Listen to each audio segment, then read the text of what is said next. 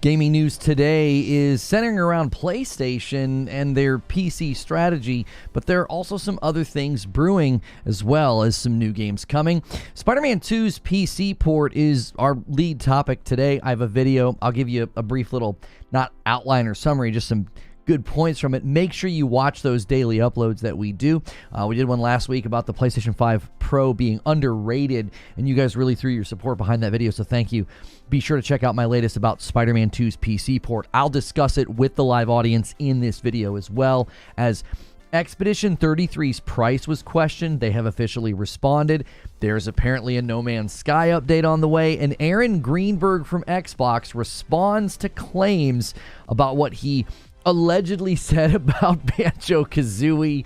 Yes, he has responded. So I also have games for your wish list and your radar. Make sure you hit subscribe, the bell button, all those things so you don't miss out on the content.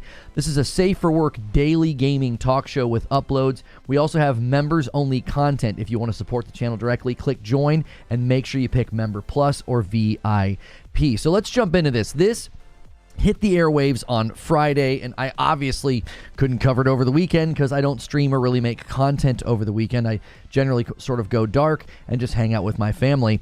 And Spider-Man 2 was announced coming to PC, and this is only 15 months after the game announced. Now, there's theories swirling. I even saw a theory this morning during my premiere that they rushed this port because there was a version of the game available on PC and they wanted to get the port out. I don't know if that's an accurate theory. It could have played a role. There's also complaints and questions about there's no DLC apparently coming for Spider-Man 2, which seems weird because it seemed like there was an awful lot of hints in the game about DLC.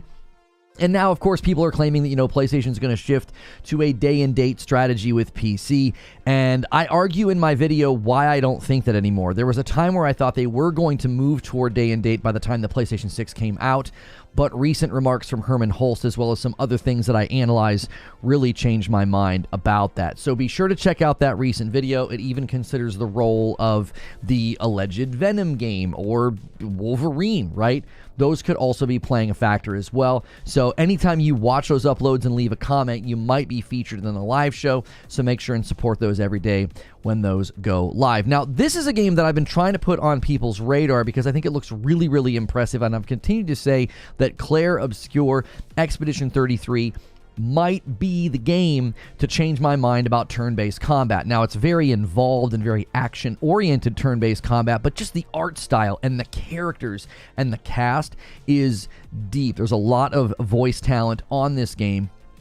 But if you look at the quality of these trailers and you look at the quality of the gameplay, it was alarming when they revealed that the game would only be $50. So people were a little worried. They're like, oh, is this going to be like a super short game, like 6 or 7 hours or something like that? So the devs took to Twitter and they said the following. We've seen a few questions regarding the price and expected playtime of Expedition 33. We are a small team with an indie spirit and we're creating something we believe is truly special. We aren't a AAA studio. This is our first game and we want as many people discovering our world as possible. To be clear, we poured all of our hearts and souls into this game. When you play Expedition 33, you can expect 30 plus hours of main game and as much side content for our completionist side content for completionist expeditioners. Pricing that you see from your local retailers is accurate and we can't wait for you to get your hands on the game. See you in the spring. So I don't think we actually have a concrete release date yet, but they are saying they're aiming at spring of 2025. I just think this game looks phenomenal. I really hope people support this game as well, especially those who consistently complain about $70 price points. These guys are dropping a 30-plus hour game for $50. So I hope they see massive commercial success. I hope it's a great game. I hope it gets great review scores. I think it'd be really, really good for this dev's first outing and just good for gaming in general to have maybe some of the pricing structure change when games have smaller budgets. Maybe they can afford to not charge the top shelf pricing. Now, there's also apparently going to be a No Man's Sky update this week. I mean, they already added fishing, for crying out loud. What more could they add? Well, Sean Murray just is seemingly unable to stop and his team at Hello Games from consistently adding great updates to No Man's Sky. This is truly the comeback story of probably the history of gaming, the biggest and the best comeback story. And he tweeted an emoji. And that's it. That's their new teaser. They don't post like a teaser trailer. He basically gives a wink and a nudge to Twitter with an emoji. And his current tweet, it's just the angry cursing face. It has almost 1 million views on Twitter. It doesn't say anything. So be sure to keep your eyes open for more from Hello Games just this week. Many have theorized that they will be essentially adding all of the systems and ideas from Light No Fire into No Man's Sky, and like that will sort of lead to the announcement or I'm sorry, the release or something of Light No Fire. So that remains to be seen, but they do seem to continue to add really, really great updates to No Man's Sky. Now, I don't have any trailers for Banjo Kazooie because a lot of the trailers I found were Nintendo trailers, and Nintendo can get kind of funky, so I don't want to throw any trailers up for this next story. But yeah, Aaron Greenberg allegedly said something about Banjo Kazooie, and it caused quite a stir. I think this one's comical because when I first read it, I was like, I don't necessarily disagree with him, but I also don't know if he was being altogether serious. So this is what was initially claimed. MyNintendoNews.com said the following. A PR person asked fans who had attended, there was an event for, I believe, for Flight Sim. They attended, and they were asked which games they wanted to see again. To which one of the attendees shouted Banjo Kazooie, and Greenberg heard the reply and apparently said to the audience at the event, quote, "Nobody cares about Banjo Kazooie." I'm sorry. This obviously caused quite a stir on Twitter when this was claimed, but I don't really see why, because I actually agree with him. Nobody cares about Banjo Kazooie. I know people hate when I say this, but come on, man. I'll make my case in a second about why I don't think we're going to see some of these games ever get remade or remastered, okay? Now, somebody named Jay Wood quote tweeted the story on Twitter, and this is what they said. They said, if this is actually true, I'm going to assume that it was sarcasm lost in translation. Now, and he also said, I have a hard time believing that Aaron Greenberg would say something like this publicly. Aaron Greenberg replied to that tweet, and he said, correct.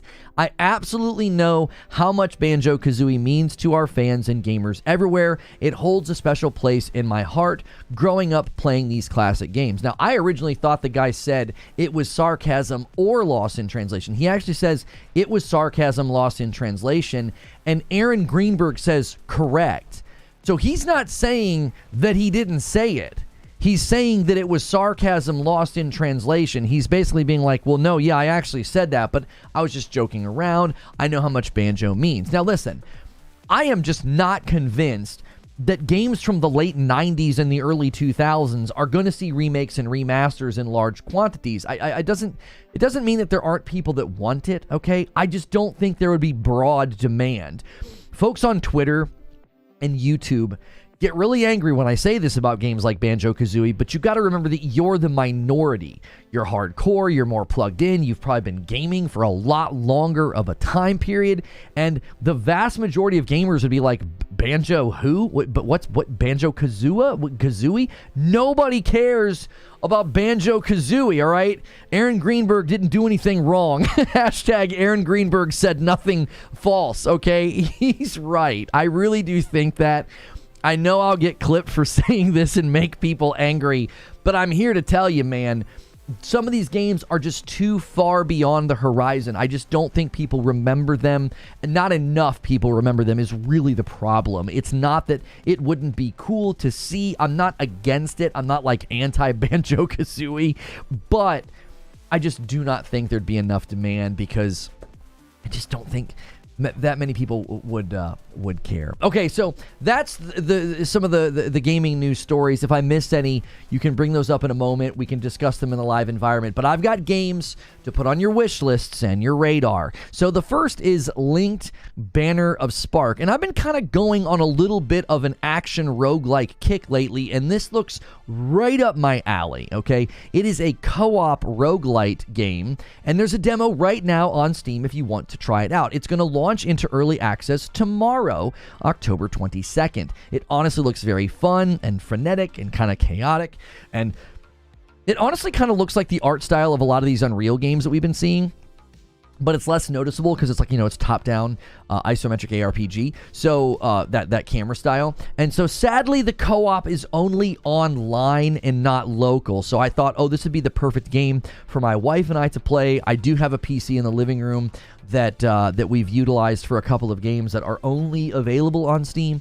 Sadly, this does not feature local co-op unless it's just mislabeled on Steam, which would be kind of weird since they're billing this as a co-op game. So currently, I've not seen any mention of plans to hit console. Hopefully, they can come out of early access, have a 1.0, have great success, and then bring it to console, or maybe add local co-op, and then I'd be able to enjoy it with my wife, like we've been enjoying Ember Knights. So check this one out if you like these types of games, especially co-op, and you like roguelites, and you like, these kind of ARPG style games from the top down.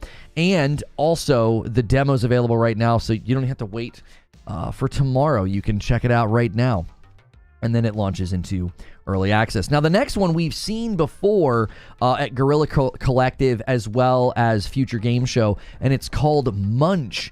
And, you can see right there, Kill, Eat, Evolve. This is sort of an action hack and slash roguelike where you play as a monster and you morph and you mutate the stronger that you get.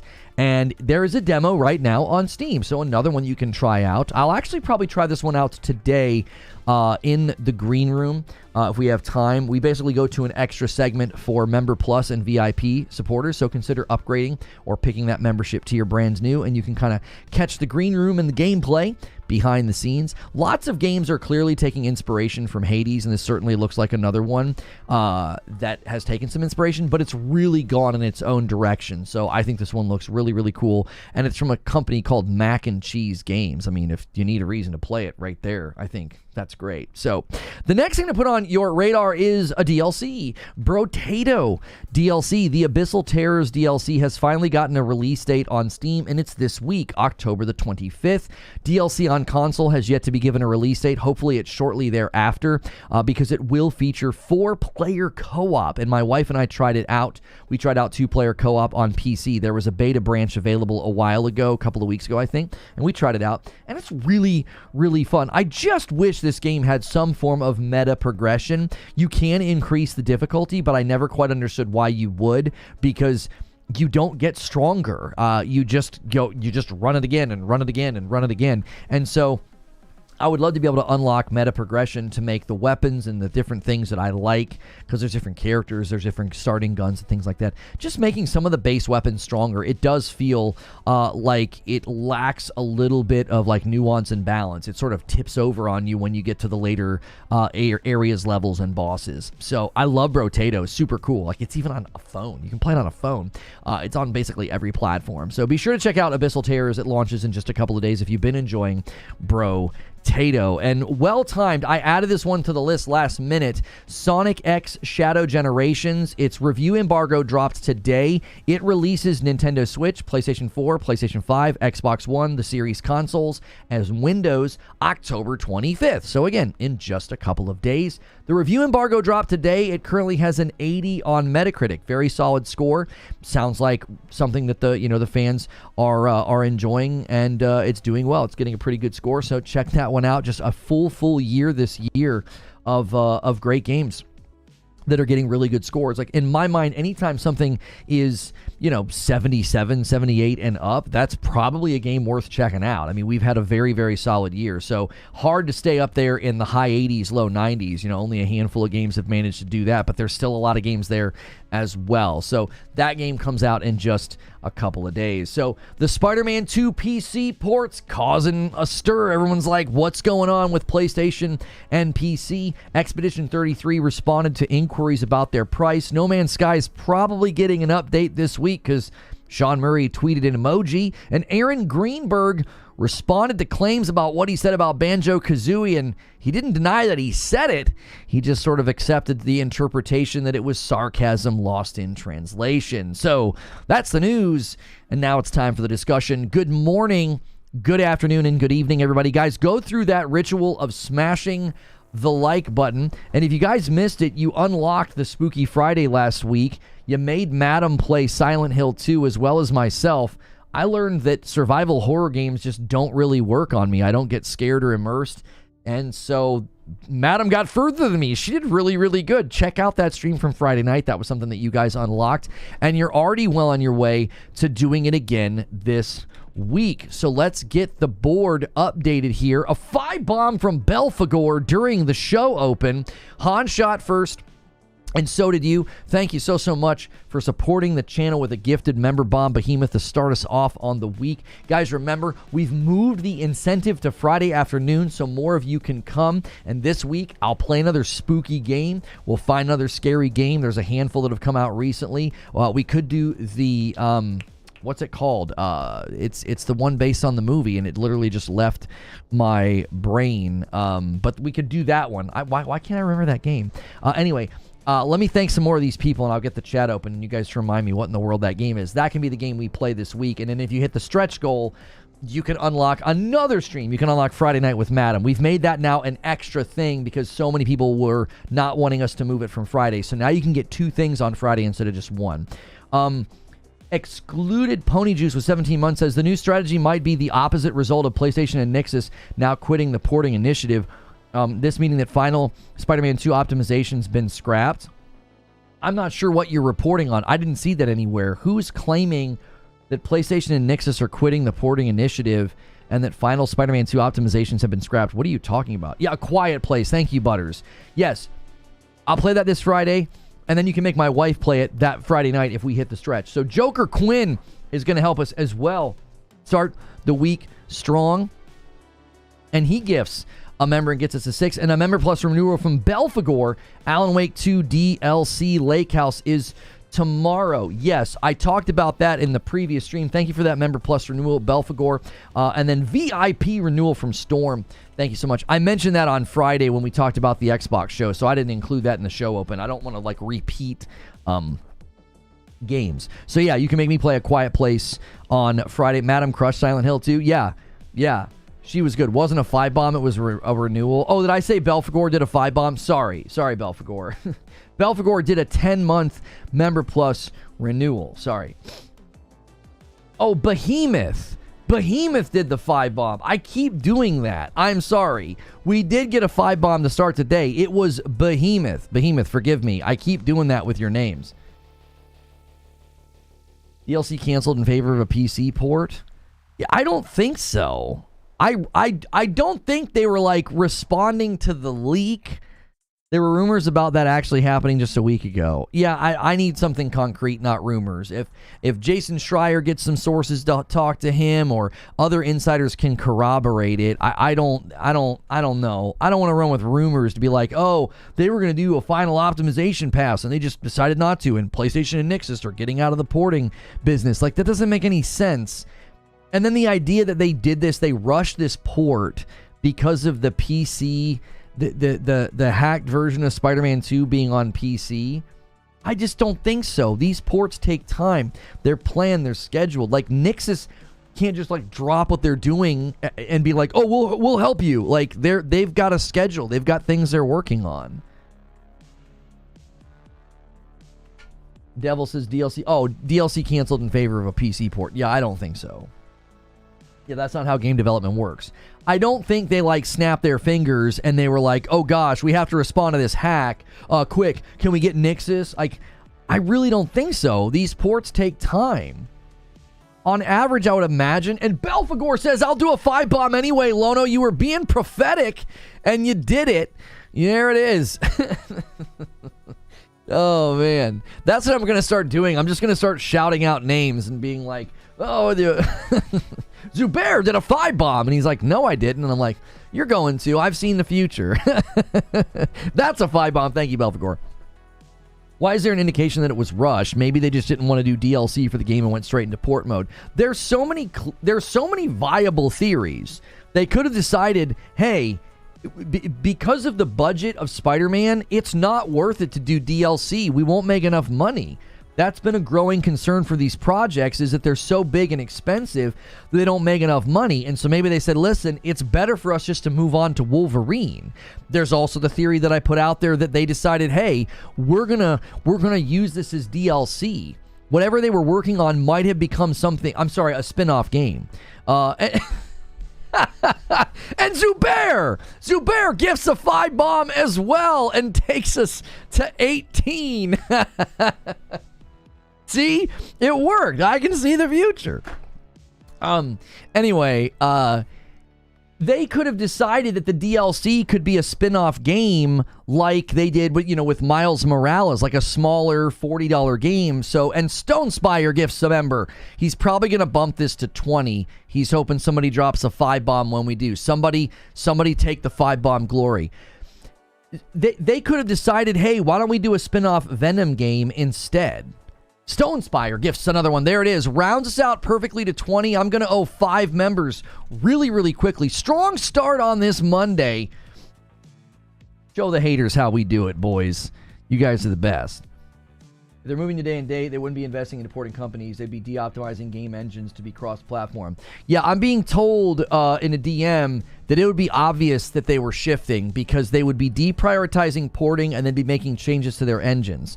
And this is what I said in my upload. I said, hey, they wouldn't be telling their shareholders that they're not going to be doing it. It always is going to get communicated to the shareholders first. They're going to tell the money man what they're doing. Yo, Cat Uncle with 13 months. If Banjo was an IP that Nintendo owned, then I could see a remake happening, but because Microsoft owns it, it's just throwaway. It'll never happen. Thank you. That bumps the line to 21, and it gets bumped to 22. Thank you, guys. So many VIP and Member Plus renewals. Make sure and upgrade to Member Plus or VIP so your renewal counts every month. Thank you, Wolf Saints, for 13 months and 33 months from Mick D09. Add it to the weekly goal and hit the like button. Do it, guys. Hit that like button. Let's get 200 likes. Thanks, everybody, as you're pouring 4 months later. What the heck is YouTube doing? We just disconnected and reconnected. That's going to be a blip. We're going to have to recover from that. That's going to create all kind of audio glitches. People are going to have to refresh. Thank you for the one spot, Raven. You guys are going to need to smash like and go crazy. That's terrible this early in the stream. That really hurts us. We're back. We didn't disconnect or anything. We were immediately reconnected. C. Lou with 18 months and a Member Plus. Thank you so much. That bumps the line to 23. So you'll get a second blip. Yo, what's good, Javier Cotto? You'll get a second blip. It always messes with the audio, and then you'll just probably have to refresh. Did we actually... How long did we drop? Oh, yeah, we dropped for a while. That was weird. The details of all the content planned for the game was in a hacked and leaked document. That means they would have had to release the leaked content or create new content. They chose to create new content. I don't think the leaks played a role at all. I don't. You stopped for about 10 seconds? Okay, Mile High with 30 months. Better keep predicting 5 bombs to recover from that drop. Who does... That takes us to 24. Who typically does 5 bombs? Like, I don't want to put anybody on blast. It's only funny if it's somebody who actually does them. I don't know. I don't know. Holy blip. Yeah, sorry. I see. That's what I'm saying, Wheezy. There's no way a company's like, hey, we spent time, resources, bandwidth, and money making content, but it got leaked. So just cancel it. Like, that would never happen. They would never react to a leak by being like, well, let's cancel our plans and lose money because these losers stole our stuff. Game companies have had leaks for decades. Yeah, DLCs have been leaked for a long time. They've been the names of them, the release dates, the trailers. These things happen all of the time. Deuterino, you came in during the blip. Guys, help out. Blips like that always hurt us. They always hurt the viewership. Smash like, renew your membership, do something. Say hello in the chat, engage with the content. That's the best way to tell YouTube that it wasn't people leaving. It was a stupid blip. You think it's Wolverine in a full Venom game. The debug menu accidentally released pointed to a DLC. Well, yeah, it seemed like they were planning a DLC. It seemed like they were planning a DLC, but the problem with that is that, and Fuzzy gifts a single and just nice and evenly bumps the line to 25. Thank you so much. And a 5 bomb from Mile High. I didn't even need to call for that one. Mile High bumps us to 30. We are now a 20 bomb away from 50. I don't know if I can see a 20 bomb from MASH in the future. I've not seen him yet this morning, so my ability to prophesy has been weakened. I'll drop a 5 bomb, though. That's the first 25. I owe you guys. I owe you 5 every 25. Mario and Luigi Brothership was apparently made in the Unreal Engine. Really? That's an interesting choice. Plans change, obviously. The fact that we know they had planned DLC, to me, I think it might have morphed into the, no pun intended, it might have morphed into a spin-off Venom game. Everybody kept saying there was a Venom game coming. Maybe the DLC just got too big. They started fiddling around with Venom, and they were like, if people are going to play as Venom, he needs his own stuff. He needs his own skill tree. He needs his own abilities. Nobody's going to want to play as Venom for that long. And what they might have done then is said, why don't we give him his own little game? Because you're going to need to have different enemies. You're going to need to have different things that either weaken him or hurt him. Like enemies basically with like sound equipment. You didn't read my comment correctly. I said that they could either release Elite's content or create new content. They elected to not create new content. Story DLC where the content of? I'm not sure what you're trying to say, Corey. Some of you guys that write books, man, you gotta get in the, well, never mind, you can't get in the Discord. You gotta get on you try and get a gifted, Corey, and get in the Discord. You're typing books, and it makes it so much easier in the Discord because there's no character limit. The story was leaked before you could get it out is crippling. You know how guys react to spoilers online? But the details of the story weren't anywhere. What are you talking about? The details of the story are nowhere. I don't know. I don't know what you're talking about. I've not seen that. I've not seen that anywhere. I've not seen specific details of the story that got leaked, so they were like, well, I guess we shouldn't do it. There was a roadmap with like Blue Beetle or something on it, and then something else. I forget. There was no. I don't feel like we got actual details of the story anywhere. And I don't know if I'm understanding you, Corey. My understanding of what you're saying, and you're saying that I'm not understanding you. It seems like you're indicating that because of the leak, they opted to not go forward with that stuff. Did you catch the Lego Horizon previews? Absolutely glowing. PlayStation Access footage is mind-blowing. Unironic PS5 Pro showpiece, legit. No, I've not seen that. Yo, it's good, Brett. You've been sick for officially a week? Oh, that's not good. The entire DLC content output is in the leaked documents. The entire game was leaked online. Okay, the entire game was leaked online is not a supporting fact of what you're claiming. You're saying the entire DLC content output is in the leaked documents. Yes, the output, the schedule, not the story details. Meaning, those could have just been projections. Blue Beetle is DC, not Marvel. I forget what it was. It was like, I forget. It was on the roadmap. It was something with an invasion. Insomniac roadmap leak. I do not think that they canceled plans because of a leak. That wouldn't make any sense. What was it? It was some kind of an invasion. I thought it said, I obviously didn't say Blue Beetle. No, I'm sorry. It's called Beetle Infestation. It's not Blue Beetle. Beetle Infestation, Extreme Carnage, Spider-Verse. So there was all this stuff that was planned to be coming. I don't think they reacted to the leaks. I just think the leaks were old projections. because the beetle infestation. This is the Spider-Man 2 content strategy. Spider-Man 2 content strategy. Let me get a better picture. Somebody put a bunch of stuff in the way and I can't frickin' see. Okay, here's a better picture. Open image in a new tab. Let's see if we can't get a decent resolution image here.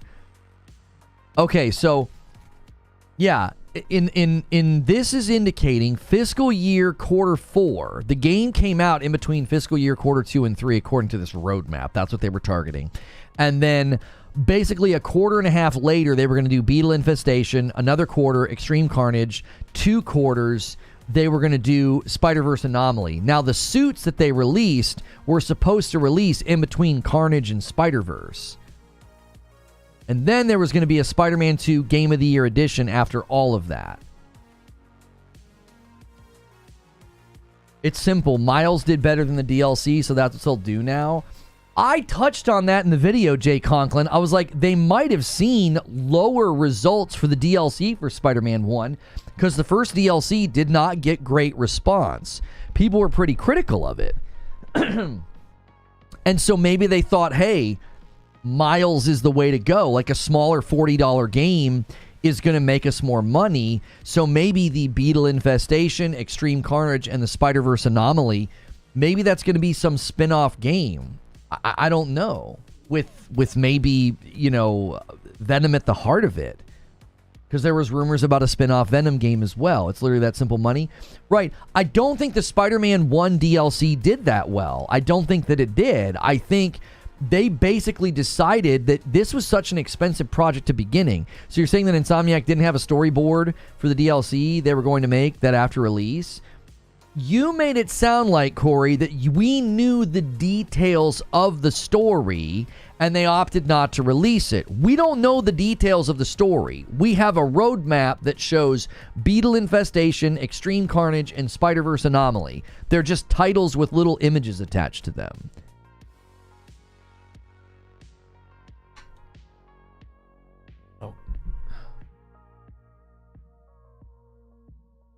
So I'm not quite sure I'm tracking with your argumentation, Corey. I need you to try to restate it succinctly because I'm now officially confused as to what your position even is. If people want to be surprised, don't watch trailers or read articles. I stopped watching movie trailers beyond the first one. I'm the same way now, David. If I know I'm interested in a TV show or a movie, the first trailer is all I need. After that, I don't want to see anything. I'm the same way. The DLC was okay, but it wasn't like Miles. Again, given that you could build it in the existing assets, existing city, and potentially make way more money because you're using a bunch of existing assets, I think that is potentially where they leaned and where they went. It was like, oh, yeah, we can lean this way and we can make a bunch more money. With the takes here, I don't need drugs to kill my brain cells. Well, I don't quite understand what he's been arguing. He might be arguing something more simple than I've made it. Leaked docs is not an official roadmap. Oh, no, I think they were projections, Paul. I think they were projecting, hey, this is what we could try and do with Spider-Man 2. And then they probably revisited it and said, I think something more akin to a Miles Morales will be more profitable than DLC. I think you're all underestimating the influence of Miles Morales' sales success. I can absolutely see that thing's success making them scrap DLC and want to do standalone games, actually chart and legs. Ignore him, Lono. He's a troll? Who's a troll? What are you talking about? If you're talking about Corey, Corey's not a troll.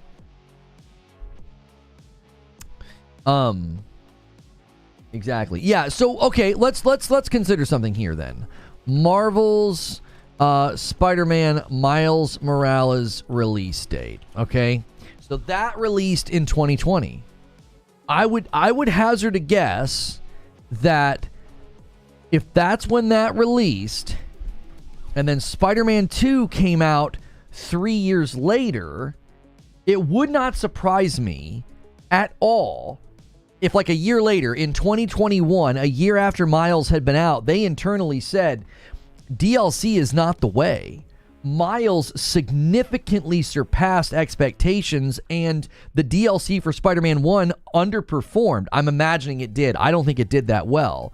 They might have internally said DLC underperformed, a spin-off $40 game overperformed. That's what we're going to shift to. So before Spider-Man 2 even came out, they had shifted plans. And we see all these roadmaps, and those roadmaps are probably old. Do we even know? I don't think there's a date on this one. I think some of the roadmaps were pretty stinking old. They were not like current. I think they were early projections. Roadmap leak. I thought some of them had dates on them. I'm not seeing dates on any of these. I thought some of the slides had like a date down in the corner, and we figured out that some of this stuff was super, super outdated. Because they've got stuff here with like Venom and Wolverine and Spider-Man. I mean, this could be the more accurate roadmap. I'm looking at a roadmap here that says Spider-Man 2, and at the end of 2025 is Venom, and the end of 2026 is Wolverine. So quite literally, that would be why there's just this big, huge gap in the roadmap between Spider-Man 2 and Venom. No DLC, just a big gap. Why? They might have pivoted and said, it makes more sense for us to build out this thing into a DLC. I'm sorry, this DLC. Build out this DLC into a more standalone game.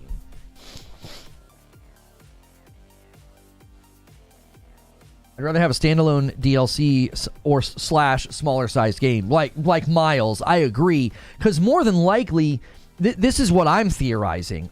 Let's just imagine that the Venom game is real, okay? That would make sense to me, because if they started tinkering around with the Venom gameplay from Spider-Man 2, somebody might have said, this is going to get boring after like 10 minutes, because it's really, really fun in the game. You do it for a teeny bit, but it's just literally like, and if you just feel like you're kind of playing an old school button masher. When you're playing as Venom, like there's no real thought behind what you're doing. So they might have started tinkering with him and thought, we need to do a full skill tree for this guy and give him a bunch of different abilities, and then you're going to have to create enemies that actually can disrupt him, like basically like sound wave, weaponry. Well, once they start doing that, they're thinking to themselves, maybe this shouldn't be a DLC. Now, that conversation could be happening at the exact same time, or just in circumference to them saying Miles Morales severely outperformed Spider-Man 1 DLC. We can make way more money by building something out, selling it for $40, instead of selling a bunch of DLCs for $10 and $20 a piece that don't sell that well. Venom vs. Carnage $40 game would go way harder than DLC packs. I tend to agree with you. I think the marketing would hit harder. I think a new game hits harder. I think the price point's compelling. If it's like $40, I think that's a strong offer. I think people respond to that. I think people would respond stronger to that than DLC for Spider-Man 2.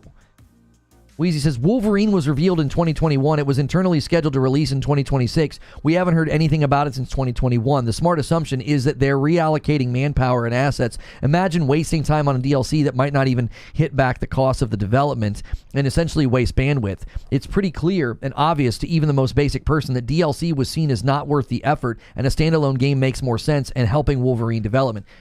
I think Wheezy's exactly on point with the theories I outlined in my upload, which, guys, let's read some of the comments on this upload, all right?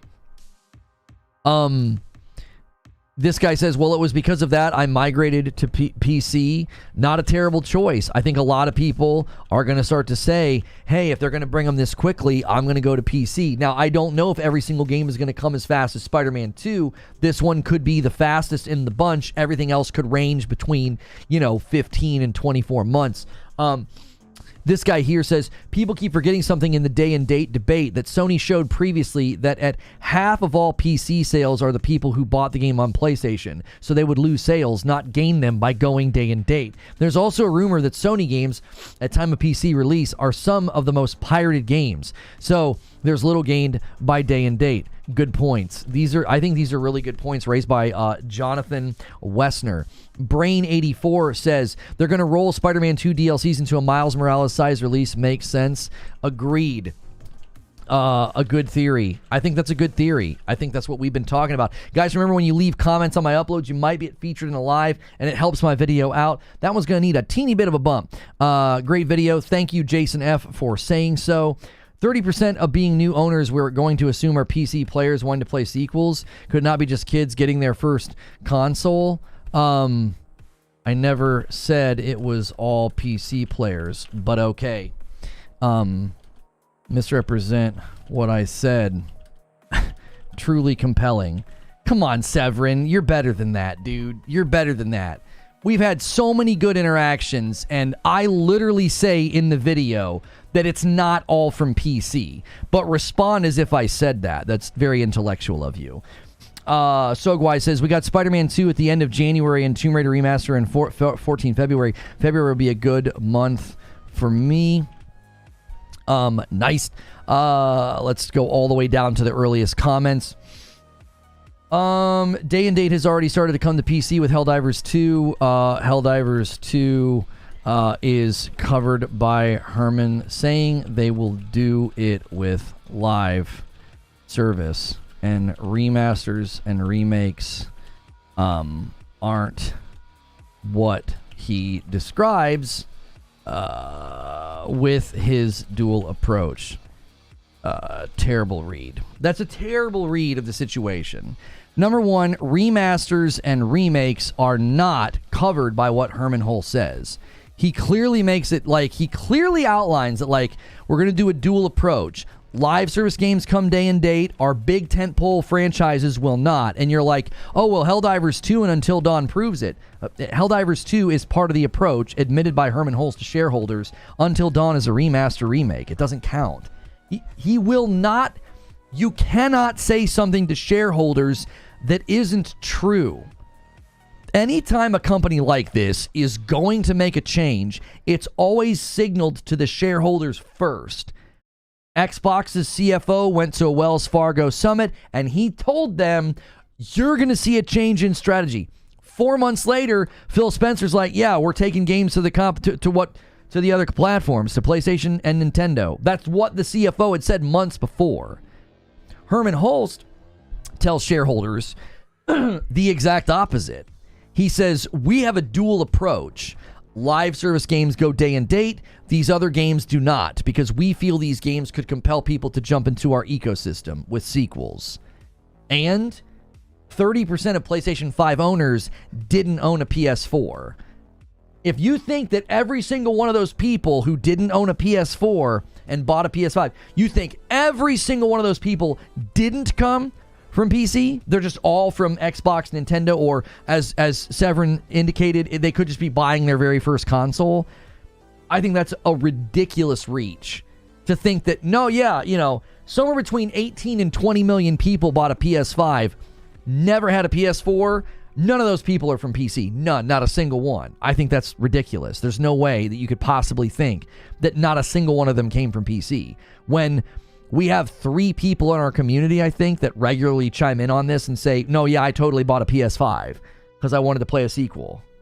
We have people here that literally said that. So it's like,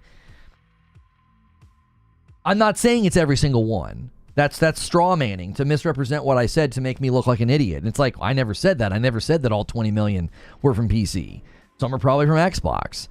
Maybe some people skipped PS4. Maybe some people are the very, very first time wanting to get into console. And maybe, just maybe, don't wet yourself, PC boys, maybe some of them came from PC. Oh, like, yeah, maybe some of them did. It's 20 million people. That's a lot of people. You wait for the PC versions. That's fine. Visual walkthrough. I just replied to your comment. I think your read on this is terrible. Herman Hulst talks about live service games and their big tentpole narrative games. And he says, we have a dual approach. Day and date for live service, and our big tentpole narrative games, no, we don't do that. We bring them later. And you're like, oh, Helldivers 2 and Until Dawn, yeah, day and date's already started. And it's like, no, you're not understanding what's going on.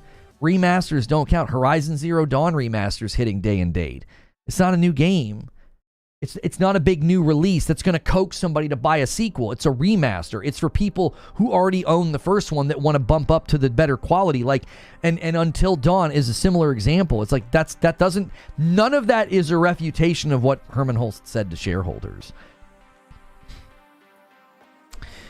Helldivers is an IP from PlayStation, not Arrowhead. PlayStation makes the decisions, not Arrowhead. Yeah, I mean, Arrowhead develops the game. PlayStation owns the IP. That's exactly right. Zubair says, I'm not jumping to PS5. It's like getting a Switch for Nintendo games. It's not a new religion. It's an extra device. That's the other thing that I think people can't get over is they feel they're so loyal and so tribalistic to PC that they can't conceive of buying a PlayStation. It's like there are people like you that love PC that also own a PlayStation. They just bought it as an additive purchase. They weren't like, yeah, I'm out. Great video today. Lono had to leave a comment. Literally no nuance in this conversation on the Bird app. There's no nuance on the Bird app to begin with. Spider-Man 2 The Great Web was a canceled multiplayer game for PlayStation that was being developed by Insomniac Games. Yeah, that's right. There was also the multiplayer game they canceled. I don't know if it was ever in development. I think it was just like on the storyboard. Helldivers 2 was the biggest selling game this year early on thanks to Steam users until they killed it. Oh, I don't disagree with you that Helldivers 2 hit higher sales because of Steam, but it also hit high sales because it went viral. Like, the game went viral, and being on 2 platforms certainly helped it, but again, it was a live service game.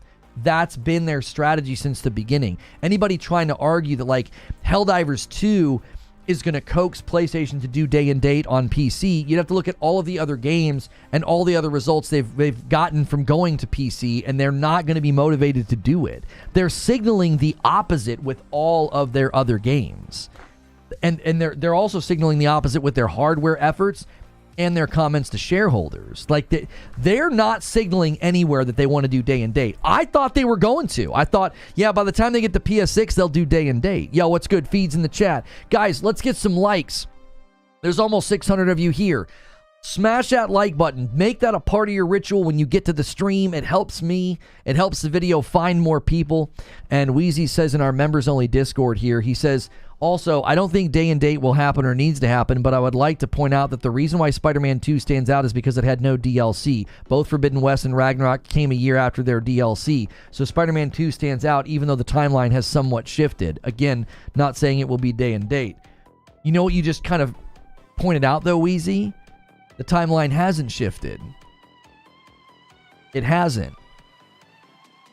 I think your assessment, I wish I would have, if you would have typed that, if we would have had like a writer's room debrief about that video and you'd have typed that, my time shift segment would have been different. It's alarming when you see Horizon Forbidden West waits 25 months, God of War Ragnarok waits 22 months, and then Spider-Man 2 waits 15 months. You're like, wow. But what you just said, the timeline hasn't shifted. The game comes to PC roughly 1 year after they're done doing stuff with it. Spider-Man 2, they're not doing anything with it, so it's going to come 1 year later. Ragnarok comes 1 year after Valhalla. Horizon comes 1 year after Burning Shores. That timeline hasn't changed. That's what I'm trying to tell people. Like, it seems tectonic when you look at the month count. You're like, holy crap. And you go, oh my gosh. It's barely been a year. And it's like, well, yeah, but they're not adding any content to it. As soon as they were done adding content to Ragnarok, a year later, it's on PC. As soon as they're done adding content to Forbidden West, a year later, it's on PC. So, any game that launches and doesn't get doesn't get DLC will likely be on Steam within 12 to 18 months. I think that's going to be a common theme. That's what I'm trying to say. It's almost consistently a year after support ends. Why would PlayStation not do day and date on Steam as they have the biggest player base, and it would be a mistake to not take advantage of that? I actually think the opposite. I think it would be a mistake to put their games on PC day and date. Number one, they have a hardware-centric strategy. They've proven to you they have a hardware-centric strategy, and I'm going to outline all the ways that prove it. Number 1, they launched the Portal. Number 2, they launched VR2. Number 3, they launched the PS5 Pro. Their strategy is hardware-centric. You undercut a hardware-centric strategy by putting your games on PC day and date. The second big glaring reason that it would be a mistake to go day and date is their developers right now are not set up for parallel development. They are set up to develop for PlayStation first. They're utilizing PSSR, advanced ray tracing, going for PS5 Pro enhancements. Their developers right now are like laser focused on, we build for PlayStation. And then PlayStation comes in and says, we're investing in porting companies so that when your product is complete and great and polished and not getting DLC anymore, we can hand this to a porting company and say, do great work and bring this to PC. What you're describing would be a complete disruption of that entire conveyor belt of quality.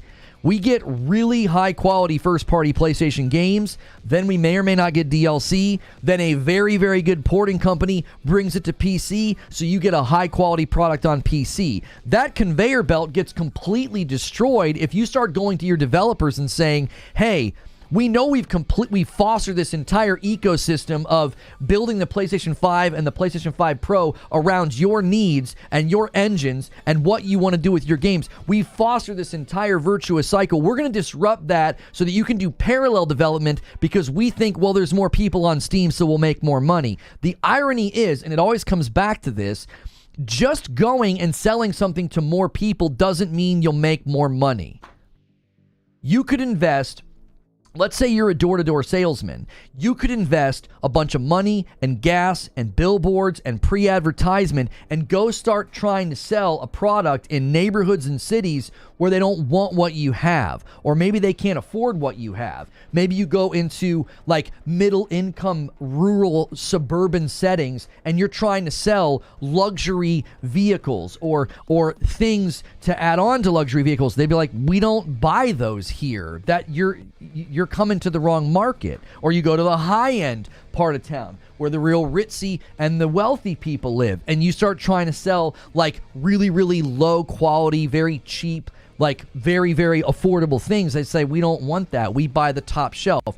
Just because you spend a bunch of money and just because you invest in a bunch of marketing and you take your product to more people quantitatively, it doesn't mean it's as effective as what you could be doing by actually selling it to less people.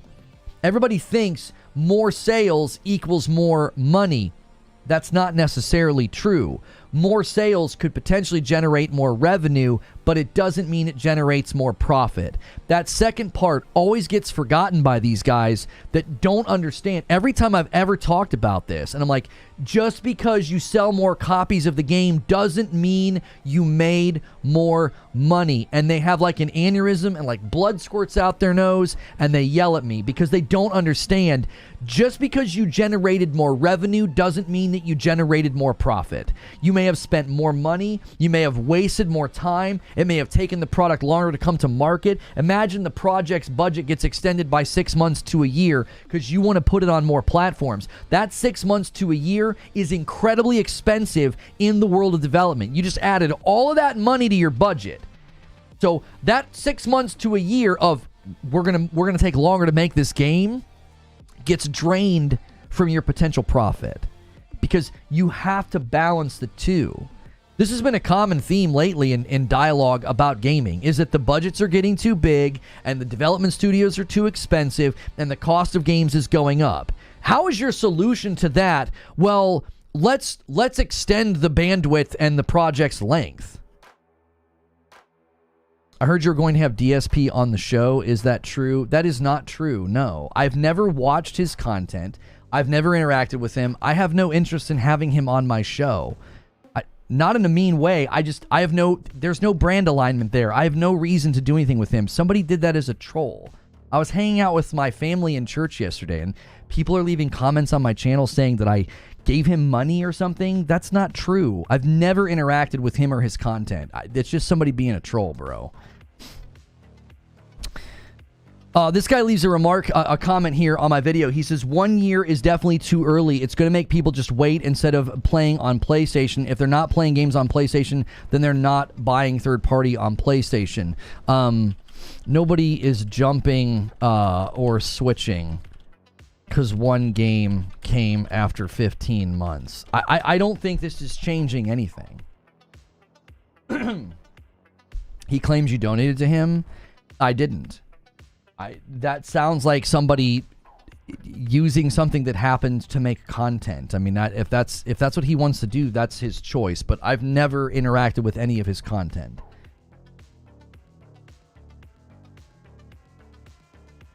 Brett Williams was 17 months. There's a reason Sony invested in creating a console that competes with PC specs for half the price. They intend to disrupt the PC market. Yo, thank you so much, Brett Williams, for 17 months. Guys, if you haven't done so already, man, smash that like button. We could easily, let's hit 300 likes. I bet you there's 50 of you right now that could smash the like button. And renew your memberships. If you're VIP or Plus, you help us move the goal. And if you gift some members, it helps us move the goal. If you hit 500, I'm going to play A Quiet Place on Friday afternoon. We've moved that member incentive to the afternoon so more of you can watch it. It was harder for people to come on Friday nights. And you can also make Madam play it on Friday night, but that's the stretch goal. So we've now give you 2 opportunities to get extra content on Friday instead of just Friday night. We've added another segment.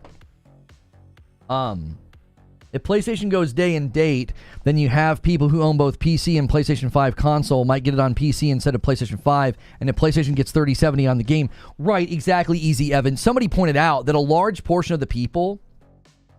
A large portion of the people who have purchased PlayStation games on Steam are PlayStation guys. Like, they're PlayStation guys. Disrupt the PC market. Sony literally had the market. PC just simply caught up and surpassed consoles. Yo, Odin Arrow with Member Plus, 17 months so far. Good job, Mr. Lono. Thank you so much. 17 months from Odin Arrow. Guys, always double check that you have those renewals, and when you do, celebrate them, man. Here's the thing, okay? Disrupt the PC market. I don't necessarily think that PlayStation wants to quote-unquote disrupt the PC market. But what I think PlayStation wants to do is say, hey, if you're looking at a PC in Best Buy or Amazon and you're looking to spend that amount of money, we have something comparable for less money. They've not been able to say that before.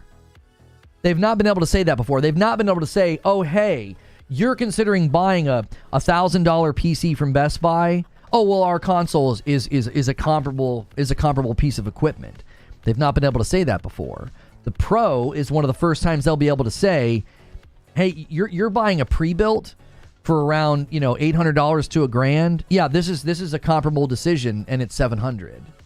That's the first time they've ever been able to say that. Now, it's my prediction that that's their goal going forward with the PSSR and with PlayStation 6, is that they want to be in the market as an alternative to PC.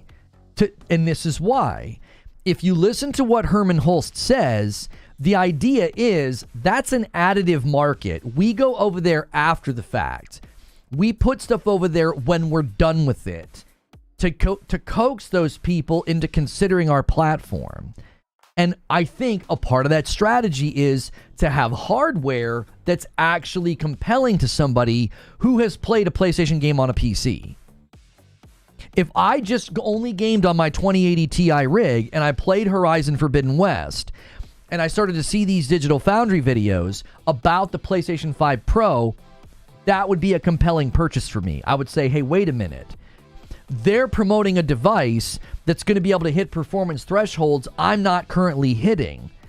So I could obviously invest in upgrading, or I could buy this and I could play those PlayStation games the minute they come out.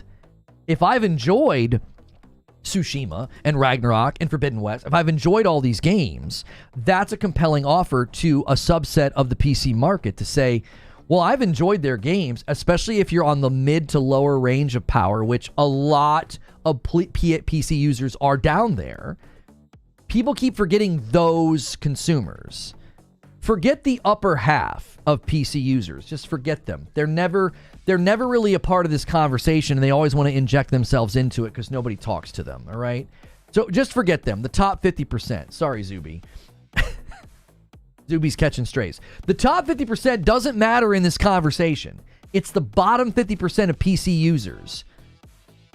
Their PCs aren't very strong, aren't very impressive. And there's something coming to the market that's going to offer them that level of performance that they always hear about. They always hear about 4K. They always hear about ray tracing. They always hear about 60 FPS. And this thing's saying, yeah, we're going to be able to do that in pretty much all of our games and even third-party games for $700. That's compelling. To the bottom half of those consumers, you got people on, gaming laptops that aren't that strong, pre-built PCs that they bought from like Walmart or Best Buy or Amazon, and they're on the bottom half of the power threshold, and something's coming to the market that's going to say, hey, this is a pretty sweet deal. Let's say they say no. Let's say those PC users say, no, I'm good, I'll wait. Especially, you got Spider-Man 2 coming in 15 months. That's fine. That's fine. PlayStation's fine. They're like, that's fine. And then the PlayStation 6 is going to walk into the room. And I think the PlayStation 6 is going to even close that gap even further. I think the PlayStation 6 is going to walk into the room in a 50 bomb from MASH. And that's not what it's going to say, but that's what I'm going to say. MASH is here to say the haters can suck it. We got a bunch of grief. We got grief over the weekend because people like the content and support it. Well, suck on that. Thank you, MASH. I think the PS6 is going to walk in the room and say, we're not a comparable decision to a pre-built PC from Best Buy. We're better. That's what I think the goal is. I'm dead serious. I think when the PlayStation 6 walks into the market, it's not walking into the market and saying, we're a comparable choice to that $1,200 rig in Best Buy. No, they're going to say, we're a better choice. We're cheaper and we're better. That's what I think the goal is. I don't think that the PlayStation 6 is just going to come into the market and be like, yeah, you might want to do that, or you might want to. No, they're going to say, no, we're better. We're better. It's streamlined, it's easier, it's cheaper, and look at the performance. Why do people hate on you? You do a great job of what you do. There's a constant on the internet, and it's that successful people are reviled by unsuccessful people. It's an equation that has not seemed to ever fail to be an accurate equation. 4K 60 console is going to be very tempting. Imagine the PS6 walks into the market and starts boasting about 4K 120, 8K 60. Better than the $1,200 PC. I don't know about that. We're talking pre-builts, Zinthos. A lot of the times when you buy a pre-built from Best Buy for like $1,200, it's not that impressive. For goodness sakes, Mudahar was recommending people buy a $1,400 PC that was weaker than the Pro. He was recommending people spend twice as much for something that wasn't as good. It was like maybe equal in the graphics card, but then it had a smaller hard drive. It was like, that's an inferior device for twice as much money. Pre-builts, you usually spend more for the convenience. You're also going into Best Buy. Like you're paying them. You're paying them for the convenience of walking in a store and walking out with a box. So yes, listen, PlayStation doesn't care about the high-end PC market, and neither does AMD. They don't care. Do you want to know what they care about? Consumer-level tech purchases. Just the average consumer walking into a retail store and saying, I want a game. I saw a trailer for Spider-Man 3, and it looks sick. I want to play it. Where's the best place to play it? I'm like, PlayStation 6? But I don't know. I heard PCs are really good. I heard PCs are really strong. I mean, the ones we have are, like twice as much money.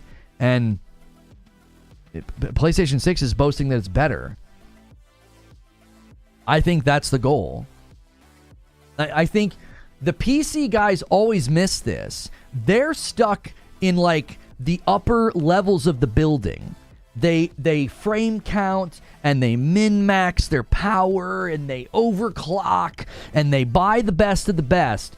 And they forget there's an ocean of people down here that don't do that. They're just consumers that bought a gaming laptop or bought a gaming PC, or their PC is strong enough to run Among Us, or their PC is strong enough to run these PlayStation games at, like, you know, medium settings. They're running games at 1080, right? So those are the people that are the target. Hey, the PS6 is boasting performance that just sounds too good to be true, and the tech guys are breaking it down, and they're saying that it's real. That's happening right now with the PS5 Pro. Let's just do the whole story. Do you remember this? Let's do the whole story. While I'm telling this story, guys, take a quick second and smash the like button, all right? Let's just take a quick second and smash the like button. And Zubair says the PS5 Pro makes it harder for even the snobbiest of PC guys to wait. Why wait when I can get a decent, if far inferior experience on day one? Exactly. Here's the thing. Do you guys remember earlier this year when the PlayStation 5 Pro leaks started? Do you remember the response? It was skepticism. It was doubt. It was, yeah, right. You remember? Do you remember? I remember. I was there when the PlayStation 5 Pro leaks hit, and we saw 4K 60, 8K 30. Everybody said, what a joke. That's fake. That's not real. That's not going to happen. What are they saying now? Digital Foundry got hands-on with a dozen games, and they're like, oh no, it's real. No, these thresholds are real. This is happening, and here's how they're doing it. Do you see? The story was, that's not possible. You're not going to be able to do that. You're not. Well, you had people saying that if you're going to hit those thresholds, that thing's going to be expensive. And then it was expensive, and they were like, wait a minute. Like, yeah, it's expensive. It's look at what it's doing. So when the PlayStation 6 walks into the room, everybody's saying the same thing now. 4K 120, 8K 60. Yeah, right. Are you a glutton for punishment? Are you addicted to being wrong? Like, did you not watch what happened this year in just a matter of, 6 or 7 months? Are you not paying attention? They walked into the market and said, oh no, yeah, the rumors are true.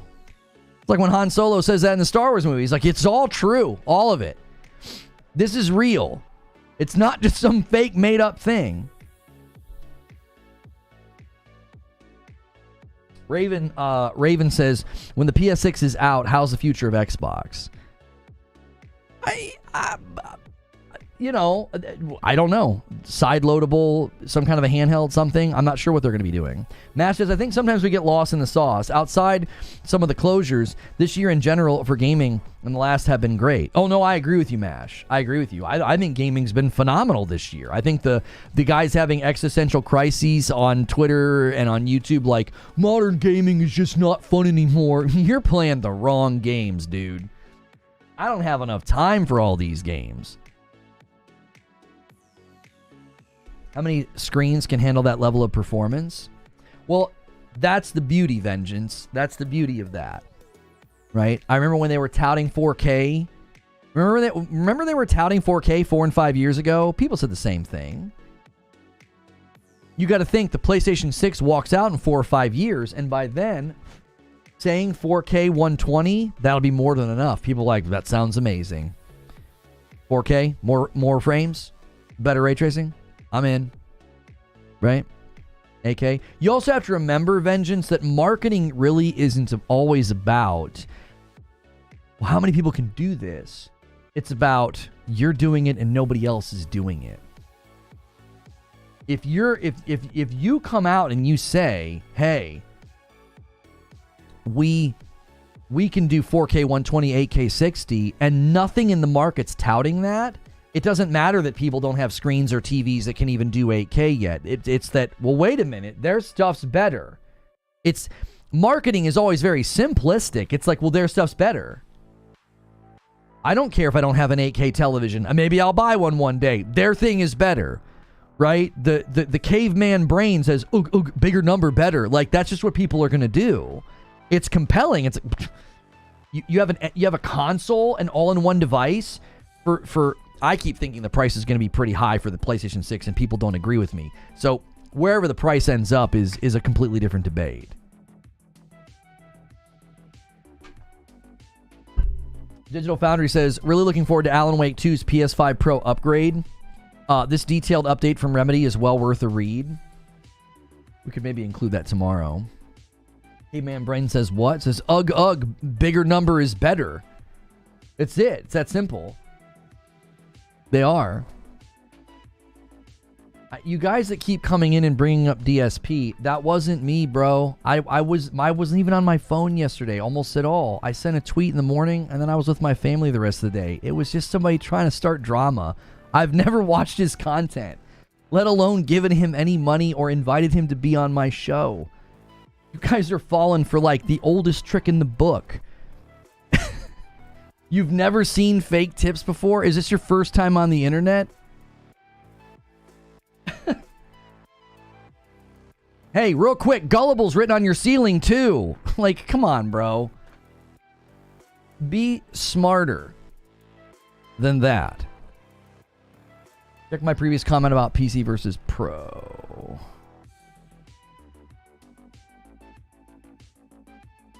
For me, a $1,400 PC comparable to a $700 Pro is better. It's subjective.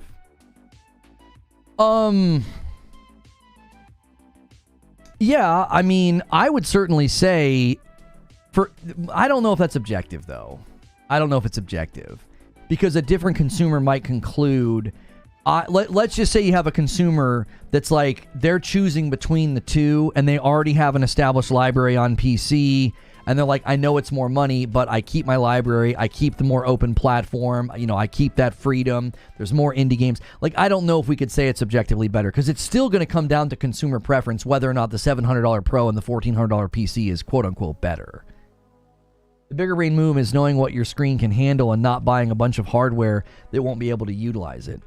Vengeance, in the history of consumers and consumerism, when do you think people are, like, really using their brain when they purchase something? Like, there's a lot of people that do tons of research, but there's also a ton of people that just want the best.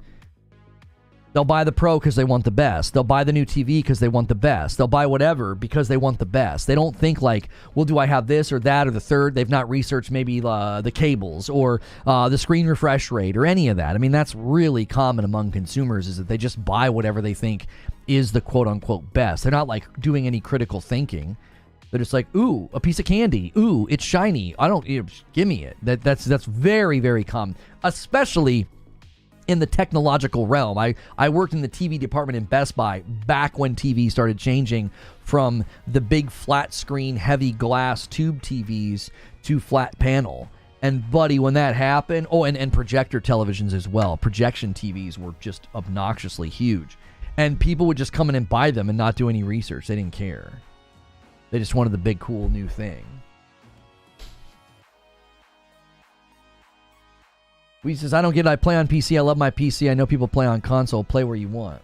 Yeah. I mean, I do think there are people that are worried that, like, oh, man, this is too fast. By the way, I owe you guys a 10 bomb because of what MASH did.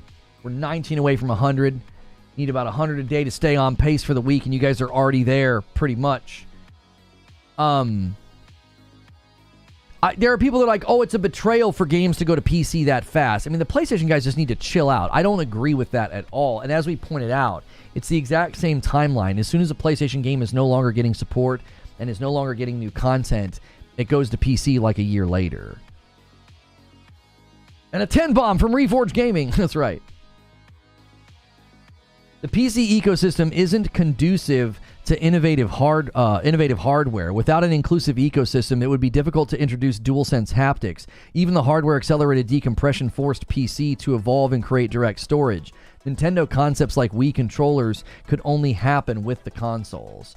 Yeah, I do. I think that's also true, is you end up with that level of like hardware innovation on a closed ecosystem. It's easier to develop in that if you're trying to do like something cool with a controller, or you're trying to do something cool with VR or anything like that, it's easier to do in the closed ecosystem because it's like it's all part of the same animal. And a 10 bomb from MASH takes us to 91. This man, somebody jumping and do a tag team partner with this boy. He's always doing it all by himself.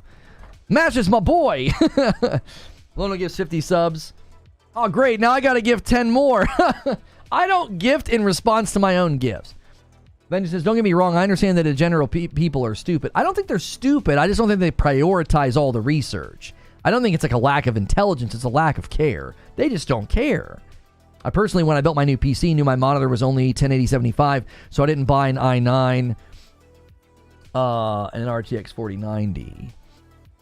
Right. Again, I don't think consumers are stupid, Vengeance. I just don't think they prioritize the same things, so they don't do the research. They don't care. They're like, just give it to me. I don't care. Well, do you have a TV that has the refresh rate of the output of this device? And they're like, I don't care. You know, give it to me. Weezy says, who cares if I play it a year later? You played it day one. I genuinely don't get it. Yeah, the PlayStation guys getting upset about this. I'll tell you why they're upset. I'll tell you why. Because they feel like the line is moving and it's a threat to something they were constantly bashing Xbox for. I don't feel like they genuinely feel like they're being betrayed. I don't think it's genuine. I think they're thinking in the realm of we've been kind of bashing these guys over here for doing this all this time, and boy, oh boy, does it feel like the line is moving all of a sudden. Right? Brooklyn on the topic. I honestly don't care if they go day and date or not, so long as the games are great. The games perform amazing. That's all I care about. Same. The reason I've always been concerned or worried about day and date isn't because of some weird brand loyalty betrayal thing. It's because I'm worried about the quality of the games. If they start building Spider-Man 3 and it's landing day and date on PlayStation 6 and PC, I'm concerned about quality. Because up to now, you've really proven that building for one ecosystem, I get a practically flawless game at launch. There were some minor bugs in Spider-Man 2, but there was nothing major, nothing in Ragnarok, nothing major in Forbidden West. Some of that stuff was patched within a week. Minor things like pop-in and stuff. Nothing that was like to the degree that we've seen in other games, I'm sorry. So, they've proven to me that when they build for PlayStation first, I get a better product. And we've seen pretty consistent, not great results from multi-plat releases. We've seen that pretty consistently. We've seen this idea of like the PC port struggles, the game's not that well optimized, or you see something like Black Myth Wukong where they prioritize PC and then we get this game on, PlayStation that's not even remotely ready and they're using frame gen in a really weird and arguably bad way. That to me is a sign that my concern isn't like, oh, you're betraying me. I don't give a frick. I don't care. I didn't care that Helldivers was day and date. I was like, it's a live service game. That's more people in the player funnel. That's a good thing. That's why I was critical of how they handled the PSN login thing. I was like, you should make an exception because of how this game launched. You guys made this choice. You made this decision. Just stick with it. Don't suddenly require it, right? So, game quality to me in a live service game is intrinsically linked to the player funnel health of the game, which is why I soundly rejected the way PlayStation handled the PSN login issue, because to me, quality comes first. And if you start having your first-party studios building games for PlayStation and PC at the same time, I would be worried about quality. I would. I'd be like, yep, that's probably going to affect quality. I don't care. It's not, I don't feel like I'm being betrayed. I'm like, oh, how dare you? It's like, no, I feel like you're going to potentially harm the quality of the product. That's the concern. Because if you're going to go that route, and this is something I said in the video, I think this is very This was very smartly pointed out recently. Somebody was talking about the PC day and date thing with Xbox. And they pointed out that Xbox hasn't received a game just for Xbox, okay? They haven't received a game like that since they went to the PC day and date strategy. There's not a single game built just for Xbox. There isn't. There is not a single game in the market right now that said, this game built specifically for, optimized for Xbox Series X. It doesn't exist. And I think that's a valid thing for PlayStation guys to not want to have happen. Like, hey, wait a minute. Wait. The Xbox guys haven't received a game built specifically for their Xbox in a super long time. And if PlayStation goes in that direction, we're going to be in the same boat. We are not going to get games built specifically for PlayStation. Because right now, that's what you get. You get a game built specifically for the ecosystem, taps into all the power that you possibly can, especially with the PS5 Pro in the mix now. And then it goes to PC later. That's a valid thing to be worried about, says Wheezy. If they can prove that it doesn't affect quality or performance, whatever, then obviously it's worth changing consideration. Yeah, agreed. Brooklyn was 16 months. The reason I don't care, I'd still buy a PlayStation. So it makes no difference to me. Also, 16 months. Guys, check that upgrade command. Check that upgrade command. If you are currently on a standard membership, do what Mr. Brooklyn Breed just did. Get up on Member Plus and celebrate it. And it adds to the count on the week. You can help bless others by doing that. Xbox sales plummeted because PS5 offering is so much better. I don't think PC has much to do with it. I mean, I think there was multiple angles to it. Favor. I think there were people that were like, well, if you're going to put it on PC, then I'm not interested. I'm not interested in the Xbox ecosystem anymore. I mean, think about it like this. Think about it in this realm.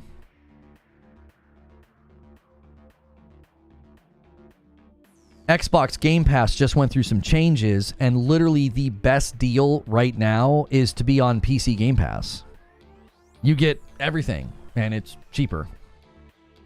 Right? Like, so they started putting their games day and date on PC, and then they just this year made PC Game Pass the best, their best deal. It's their best deal. You get everything for less. Like, you basically get everything that like Ultimate gets practically, but you spend less money. You didn't get as big of a price jump. And the reason for that is they see the PC market being a bigger opportunity for growth for Game Pass.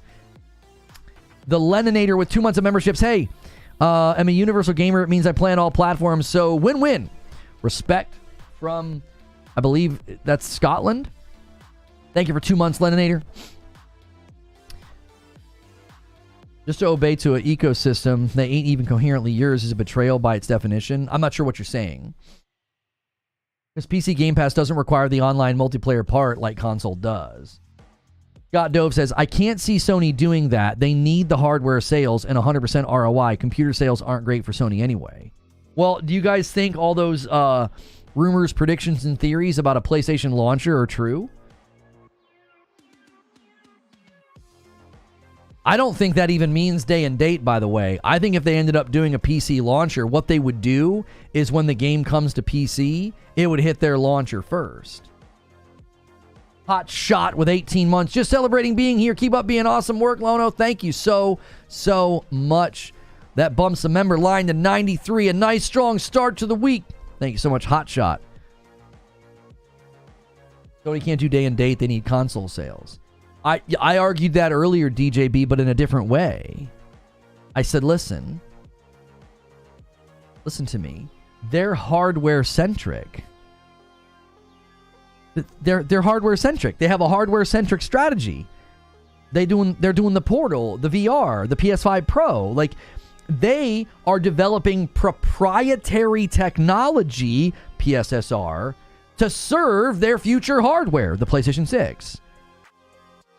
That's a hardware-centric strategy. You undercut everything they've been investing in if you go day and date on PC. It just doesn't make any sense. Why do you guys even have brand loyalty? You should be loyal to the games. That's it. I would say, Brooklyn, when I say I'm more loyal to quality, and that's why I lean PlayStation, because they've delivered better quality the last four years. They have. I leaned Xbox from 360 era all the way until Series X came out, because that's just where my library and my friends were. I wasn't there for any other reason outside of that. A VIP from Silent Spartan. 13 months of memberships. If they do their own launcher, they will earn like every other company that Steam is where you go to make money in the PC market. Well, here's something you got to consider. 94 members. 6 more to 100. Thank you so much, Silent Spartan. Here's something you have to consider, Silent Spartan. Imagine that, let's just say a really big game. Let's just take Spider-Man 2 as an example. All right. Let's just say it lands on PC, and there is a PlayStation launcher, and it's available in the launcher for the first 6 months. Okay. And let's just say that they only get like 1 million people to buy it there. Well, that's 1 million people that gave 100% of their purchasing dollars to PlayStation and not to Steam. And then they bring it to Steam later, and now they're doing a 70-30 split with Steam. Right? See, I think people are forgetting that if they did something staggered like that, that puts them in a position to potentially make more money on the initial wave of sales, because they're not revenue splitting with Steam. You're saying it would fail. I don't think they need it to be successful as a launcher. They need it to be a bridge that a small amount of people trickle over. That's all it would be. $5 from Will Broke Boy Lewis. If PlayStation has dedicated PC launcher and people use it, that pretty much eliminates the Steam issue requiring PSN login. PS launcher would absolutely have it. That's what I was getting to. It would be a bridge that just a trickle of people have to go across this bridge. They make an account. They start getting trophies. They have a library synergy all of a sudden now. And it's like, oh, hey, I can go over here and get a PlayStation and all my stuff comes with me. And when PlayStation gets those initial sales, they get 100% of the dollars. They're not revenue sharing with Steam anymore. I wonder if it would be like what Activision found out with Call of Duty, TBH. I just think it's different because they see PC as additive, Wheezy. Call of Duty needed to be everywhere by its nature. It's a published game. It's not a game attached to a platform. First-party PlayStation games are in a different category. They're all wound up in this hardware-centric PlayStation strategy. So coming to PC and hitting a launcher first, so 100% of the revenue goes to PlayStation, and then months later it hits Steam, and then they get more sales there. To them, that's all additive. And all that is drainage. Just a little bit of drainage. Right? Just a little bit of drainage, a little bit of trickle of people coming across that bridge and being like, I don't mind getting the launcher if I can play the game earlier.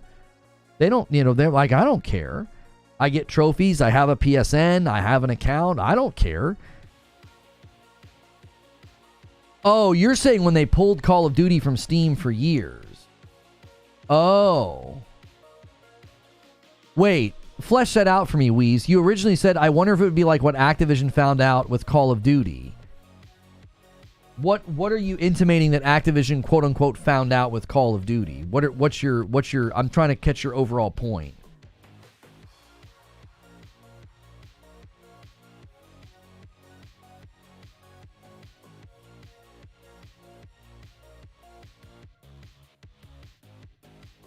You have to factor in money spent to develop and maintain their own launcher. Ubisoft came back. They all come back to Steam. Again, I think anytime you invoke a Ubisoft or an Activision, you're invoking a publisher, and PlayStation is not a publisher. It's a platform with a hardware-centric strategy. I think it's different. I do. I think their priorities are different. I've always said that doing their own launcher is a stupid idea, but then I was compelled by the revenue. I was like, well, wait, they could make a lot more money potentially in those initial days of sales. They pulled Call of Duty from Steam for years, and during the FTC trial, we learned they basically surmised it to being a catastrophic failure. Okay, so my response to you is the same. Call of Duty is not the same as a first-party PlayStation game, because Call of Duty is a third-party published game that by its very nature benefits from being in as many places as possible. This is why Bobby Kotick said with regret that they underestimated the Nintendo Switch. I think he felt like, man, we should have been there too. I think it's different. It's not the same. Listen, if it was the same for PlayStation, then PlayStation would be doing day and date. PlayStation would be putting their games in more places. Like their strategy with their IP, their strategy with their games is just very, very different than what an Activision or a Ubisoft is doing. How is PlayStation not a publisher? You're not engaging with what I said. I didn't say they're not a publisher. They're primarily a platform. Do I need to confirm every time I make a statement like that they're also a publisher? Like, we know that they're also a publisher. We don't... Gosh. I'm just going to move on. I get frustrated by people who are being willfully pedantic. It's just feeding clips. You must have a lot of shovelware games. Sony doesn't have 400 plus good games, more like half that. I'm not sure who you're talking to. They always say how they hate the EA launcher, Epic launcher, Windows Store. For sure. For sure, Team Ambush. But listen to what I'm saying. They would still come to Steam. They would still come to Steam. Listen to what I'm saying. I could be compelled. I'm not saying they're going to do this, but I could be compelled that PlayStation is planning on doing their own launcher. They put their games there. When a game comes to PC, it goes to their launcher first. Maybe with some perks and some, hey, if you do this and your PSN and we'll give you this and blah, blah, blah. All they need is a trickle of PC users to say, I don't care about the launcher thing. Think about how many people are on PC. Do you think they're all that ridiculously beholden to Steam? All you need is a percentage that say, I don't care. I'll get it in the launcher. And then 6 months later, it goes to Steam. That could be PlayStation's plan because they're like, yeah, we're going to make more money in that first month on PC. You said word for word that PlayStation's not a publisher, just trying to understand is all. Do we have just an ounce? I mean, an ounce. I just need an ounce of just good faith and goodwill that when I say something like that, you know what I mean? So let's just track with it. You think that I was genuinely arguing that PlayStation doesn't publish games? That's what you thought I was communicating in the context of the discussion? When I say off the cuff, on the fly, extemporaneously, I say PlayStation's not a publisher, they're a platform. I need an ounce. Get an ounce out, get a little cup, pour an ounce of goodwill and good faith into that ounce and be like, I know what Lono means. I know that Lono couldn't possibly be arguing that PlayStation doesn't publish games. In the context of the discussion, he's clearly indicating that they're more of a platform than a publisher. He's contrasting PlayStation to Activision. Can you give me an ounce? Just an ounce. Just the teeniest, smallest, weighs almost nothing amount of goodwill and good faith? Can I have that, please? So we don't have to do this every time I forget to qualify every statement I make? Thanks, that'd be great. Can we move on now? 35 months from Novahan. It's been almost 9 years since I found you on Purple Reforge Gaming. 10 about to be lit. Thank you so much, Novahan, for 35 months. 95.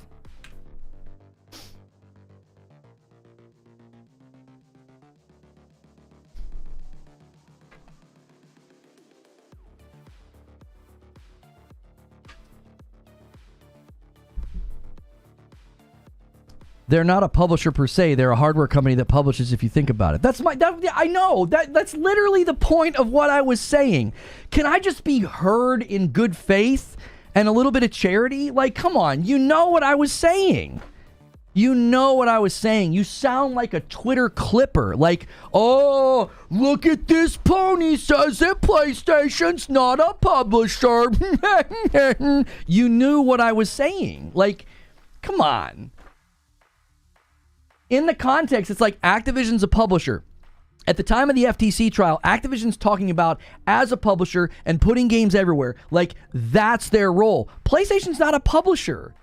They're a platform. They publish games, but they're not a publisher. Like, that's not their role. They're not thinking like, we got to put these games everywhere. We got to be in all these places. Like, Activision and Call of Duty is a completely different hemisphere of like what you would expect from like a PlayStation first-party game.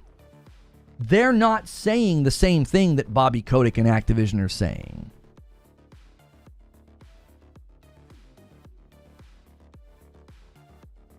Sony uses software to sell hardware. Ubisoft sells software. That's it. That's why I keep saying, like, PlayStation has everything orbiting around the hardware. It's hardware-centric.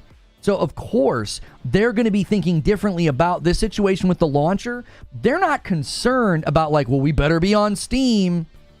We better be on Steam. I mean, you know, Activision regretted not being on Steam with Call of Duty. Yeah, Activision regretted that as a publisher. PlayStation is hardware-centric. So just if you listen to Herman Holst, when he goes to PC, it's with the intention of coaxing people over. Come over here. Come over here. We got good stuff. And a single gifted from MASH. MASH is like, I want to feel what this feels like. MASH, have you ever done a single gifted, you goofball? Let others do that, dude. Take a break, MASH. Come on. Take a break. You've done enough. I think, and I know Zubair has alluded to this, it isn't just pure profit from your own launcher, as the upkeep backend are extremely expensive. That's why I'm saying it isn't as simple as a small trickle is all. I mean, again, maybe, Wheeze, maybe they could see it as being worth like a loss lead. You had to try it. I knew you were goofing around. I was like, come on, man. Let others do that.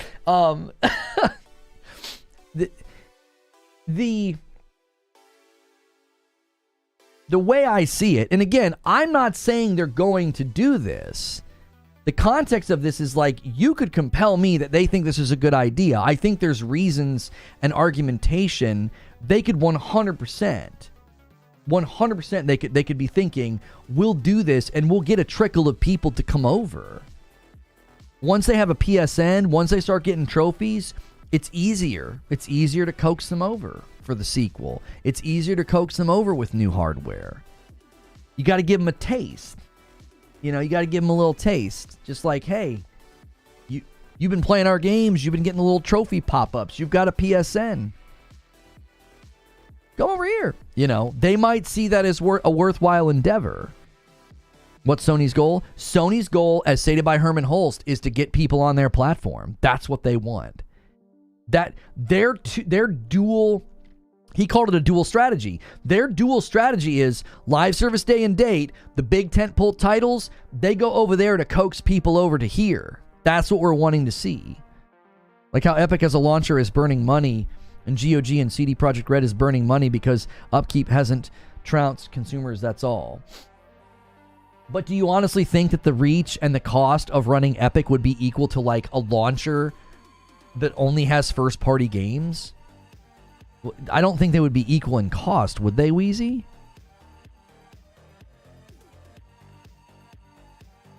You get people on your platform by dropping banger games on Steam or by setting up your own store to get 30% more from game sales. Well, they would be doing both, Zuby. My mustache drives me crazy today. They would be doing both.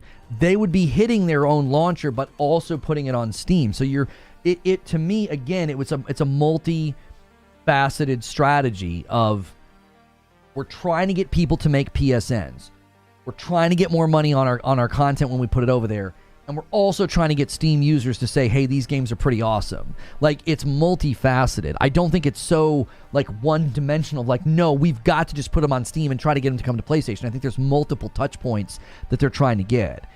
Sony main profits come from hardware. Cameras in your iPhone, Samsung, PlayStation, and their high-end cameras while also publishing. PlayStation is not their main source. Oh, I'm sorry. Publishing is not their main source by any means.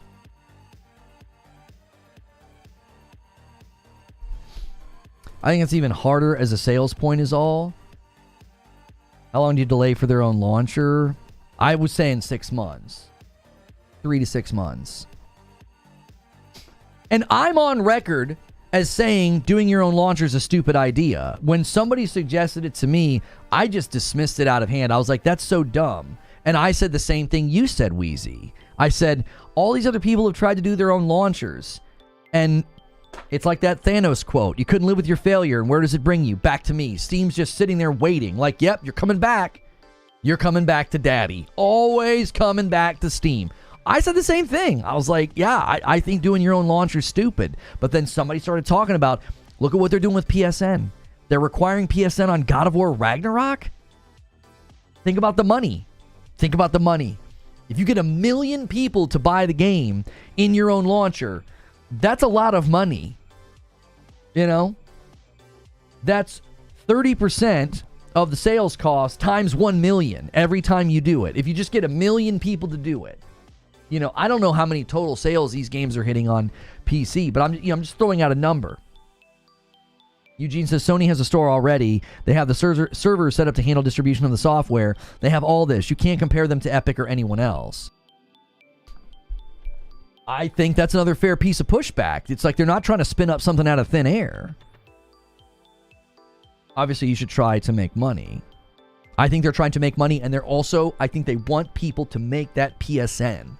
Like, when they announced that you could create a PSN and get trophy synchronization, I think that signaled, hey, what are they doing over there? What are they trying to do on PC?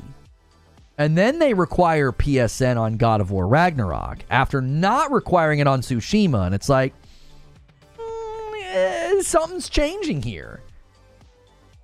They're nudging. They're doing something. I don't think their strategy with PC is this static thing of like, no, it's just this is it. This is what they're doing. People complain all they want as they ring up a used console or a brand new one. People still bought the Portal and they complained about it. I'm not sure what you're talking about. You're saying people complained about the Portal while buying it, or that people were complaining about it and other people were buying it? Hardware is the DNA of Sony. Having a hardware-centric strategy allows for a lot of collaboration in the wider company.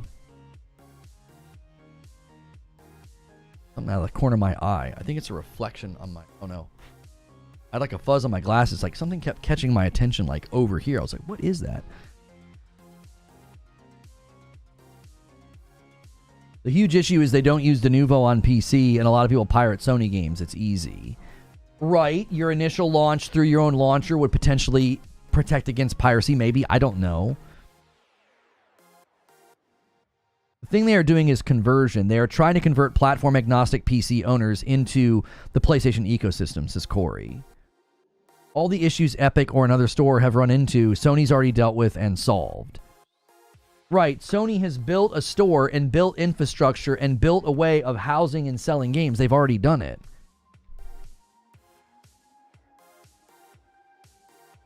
Elijah Wood revealed that he is playing Scarecrow in Batman Arkham Shadow, which launches tomorrow on the Quest 3.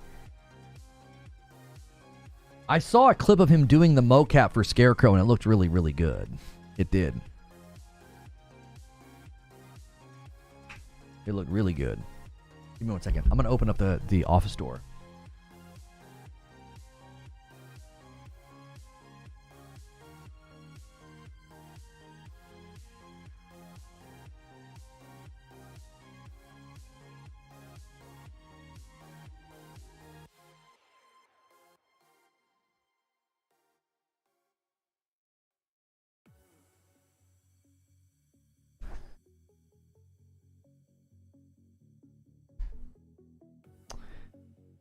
There's a massive amount of piracy on PC, entire groups of folks, and yes, there are those who sell as well.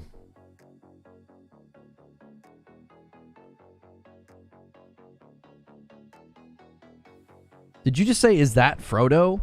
Yes, Elijah Woods played Frodo. Oh my gosh. Every single PlayStation game on PC is pirated. This isn't some new thing. Launchers and upkeep have consistently been proven to be entirely different and expensive ball game. Yes, and I again wonder, Wheezy, I'm not sure if you're maintaining a consistent point. Is what Activision learned the same lesson Epic is learning? Because I think they're completely different animals, and you're making them equal, and I don't think that they're equal. Epic is trying to run an entire PC storefront. That's not the same as what Activision tried to do with Call of Duty. I don't think they're equivalencies, which means I also don't think they're equivalent to PlayStation creating a launcher for their first-party titles. I don't think PlayStation in this equation, when somebody suggested this to me, and I thought that's kind of compelling, I don't think they're trying to bring a PC storefront launcher to the platform the way Epic is doing it. I think Epic is playing a different game than Activision. Right, so I think they learned different lessons, Wheeze. I think Activision learned, we shrunk the funnel of Call of Duty on PC. That was stupid. Epic's learning, oh my gosh, this is really expensive, and Steam has the massive lion's share of the user base, and we can't get profitable. Like, I think the lessons that they're both learning are completely different lessons. The lessons Activision, Ubisoft, and EA learn have definitely been different. Right, and I also think they're different than PlayStation's attempt from what we're considering. I'm not considering, and maybe I haven't been clear, I'm not considering that PlayStation would come to PC and say, here's our storefront, buy PC games. No. They would say, here's our storefront. You can buy all of our first-party games here. Start building a library, start building trophies, so that if you ever come to PlayStation, you already have all this stuff. I don't think they're going to come to the PC market and say, here's our launcher with all of these games, because like you're saying, that's ridiculously expensive. I think the ball game changes if it's just their stuff. If it's just their first-party PC ports, if that's all it is, if it's nothing else, if it's just those things, then I think, I don't know, that changes the equation immensely from what Epic's trying to do. It's obviously very different than what Activision's doing. You think Sony will have a new console in 3 years? Sony has like clockwork a new console every 7 years. I think this gen lasts longer. I think the new console comes out in 4 to 5 years. 2028, 2029.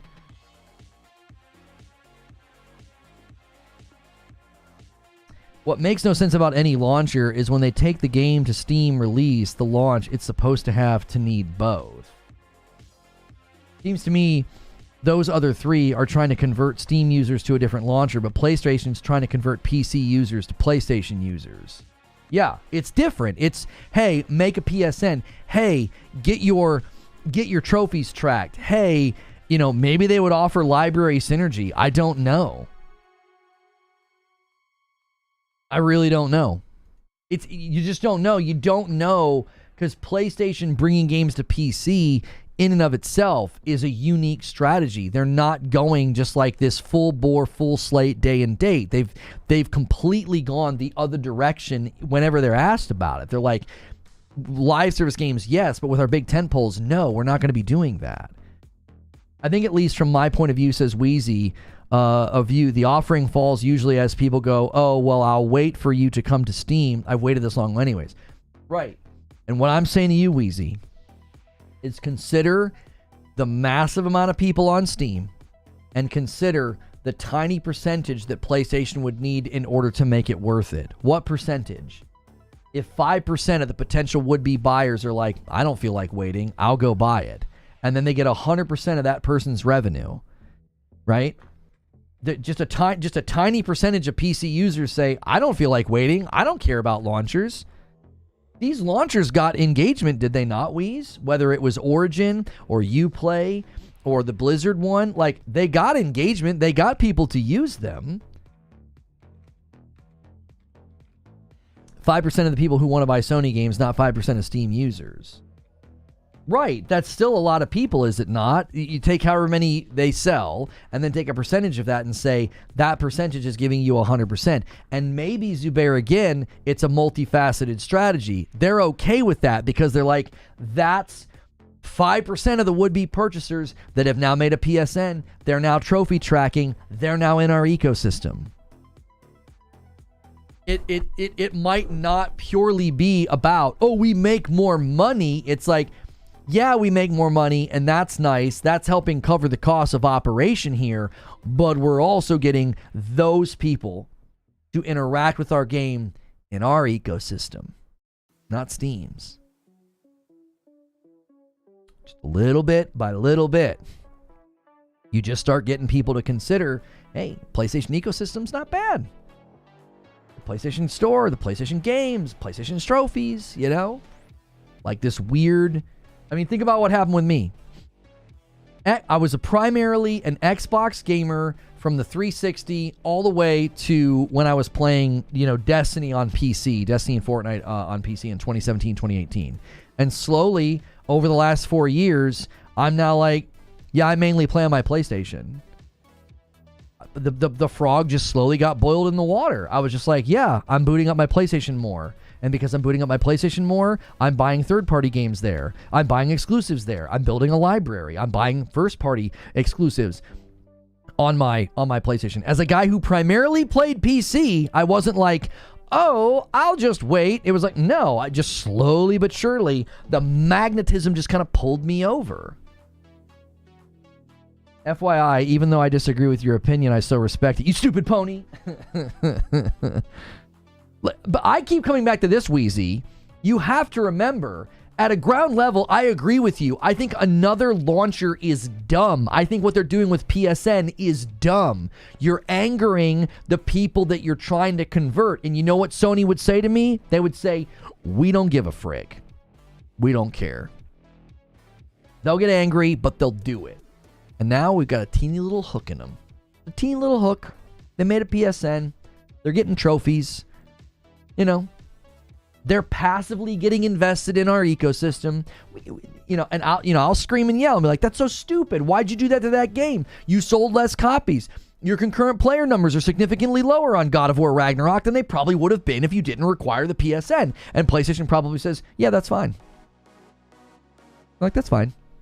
We don't care. We're not going to PC to make money. We're going to PC to get people. We're going to PC to make converts. I think that's the mistake we keep making in this discussion, and maybe I'm making the mistake is I'm focusing too much on the, oh, well, they get 100% of the revenue from people who buy it through their launcher. Again, I probably shouldn't have focused on that so much. I don't think it's about that. It's not like, let's go to PC so that we can make money. It's like, no, let's go to PC and get some converts. Let's get converts. You didn't sell as many copies of Ragnarok as you would. They're like, we don't care. You think we're going over there to make money? You think we're going over there to make money? We make money when we sell it on our platform when it first comes out. That's where we make the lion's share of our money. We're not making the money by selling the game on Steam. I mean, they are, but it's such a small amount compared to like take everything they've earned on a game that sells on PlayStation and then take a look at what they earn when they bring it to PC. What do the PC guys always say? Oh, you'd make way more if you brought it here day and date. Yep, sure, Jan. But that's always the argument.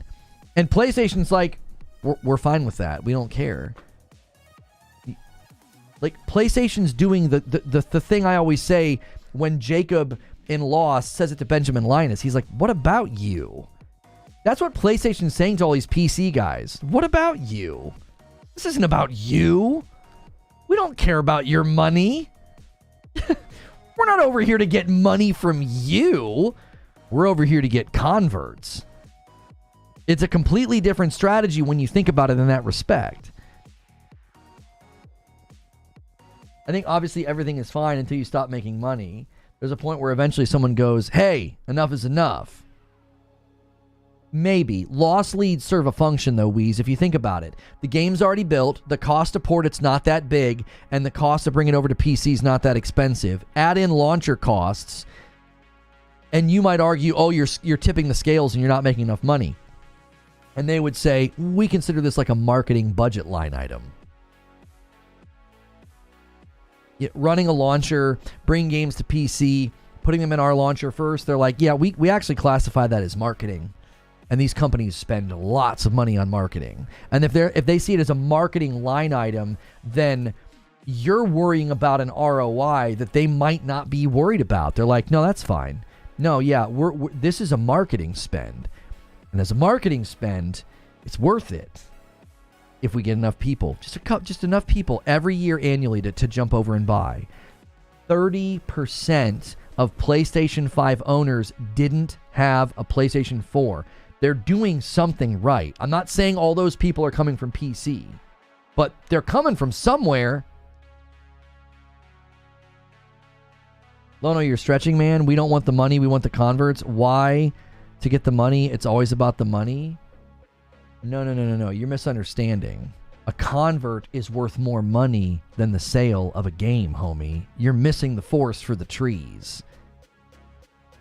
I don't want the sale, I want the convert. Why? Because the convert gives me more money long term. So you're correct. It's always about the money. And they're looking at that platform and saying, we can get converts. What has been the consistent talking point from Phil and all these analysts is like, you can't get more people.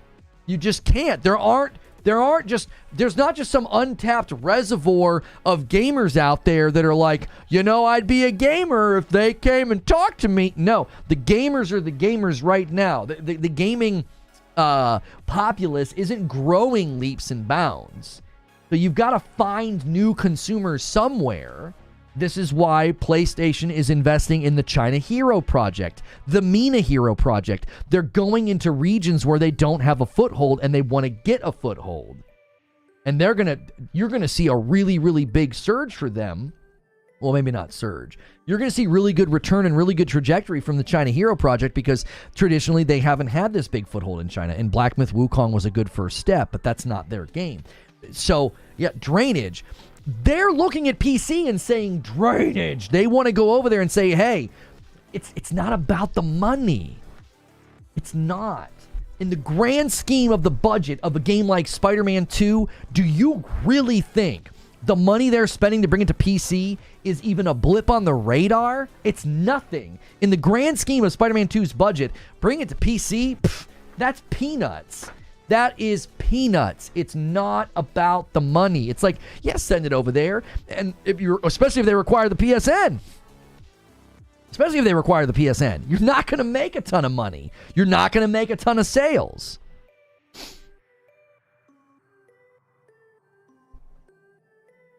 Monty Mole says, did you send the tip to DSP Gaming last night? No, I was with my church community last night. I've never watched him. I would never give him money. And no, I'm not inviting him and never would invite him to do content with me.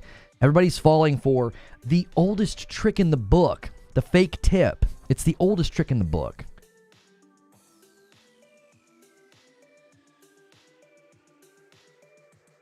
All right, it's noon.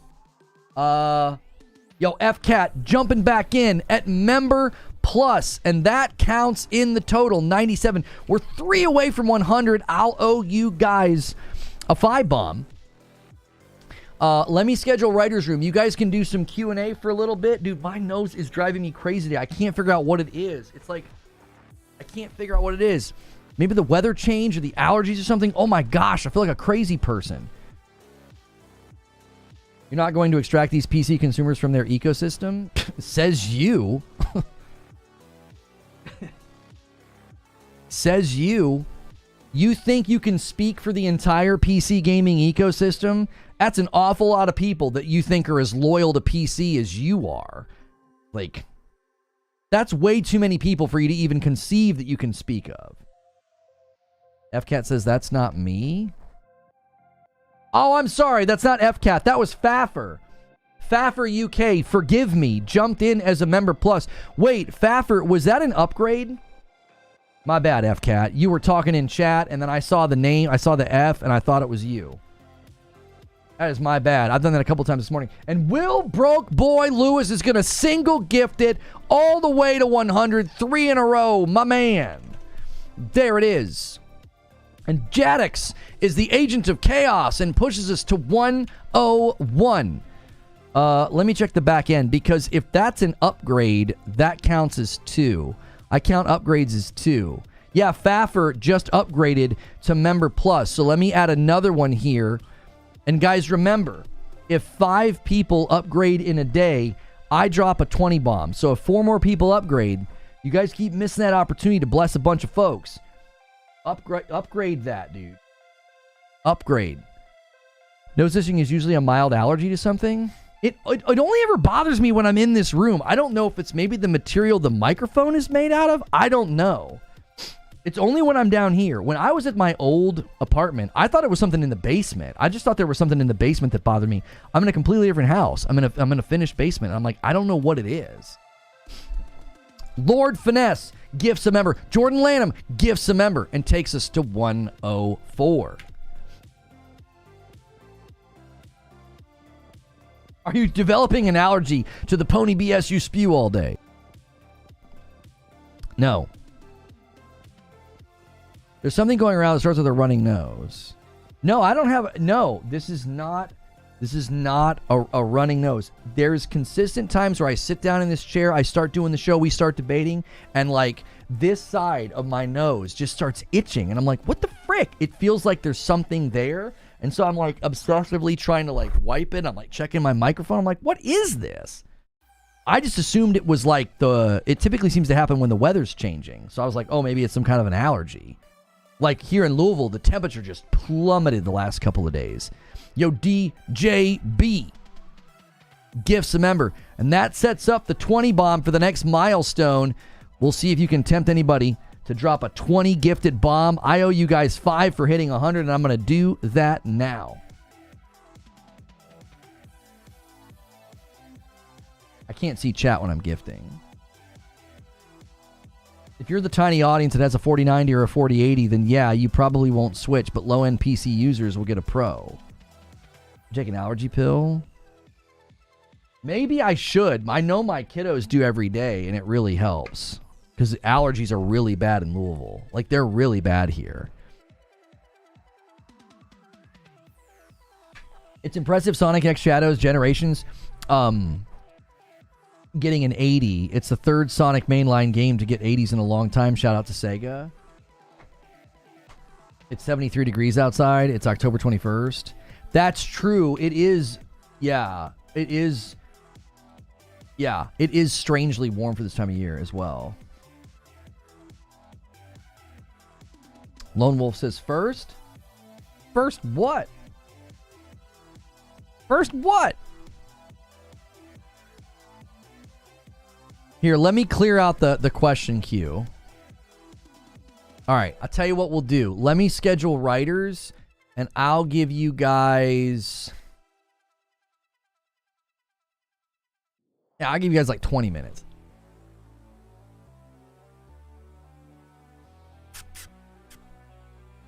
I'll give you guys like 20 minutes if you want to scramble.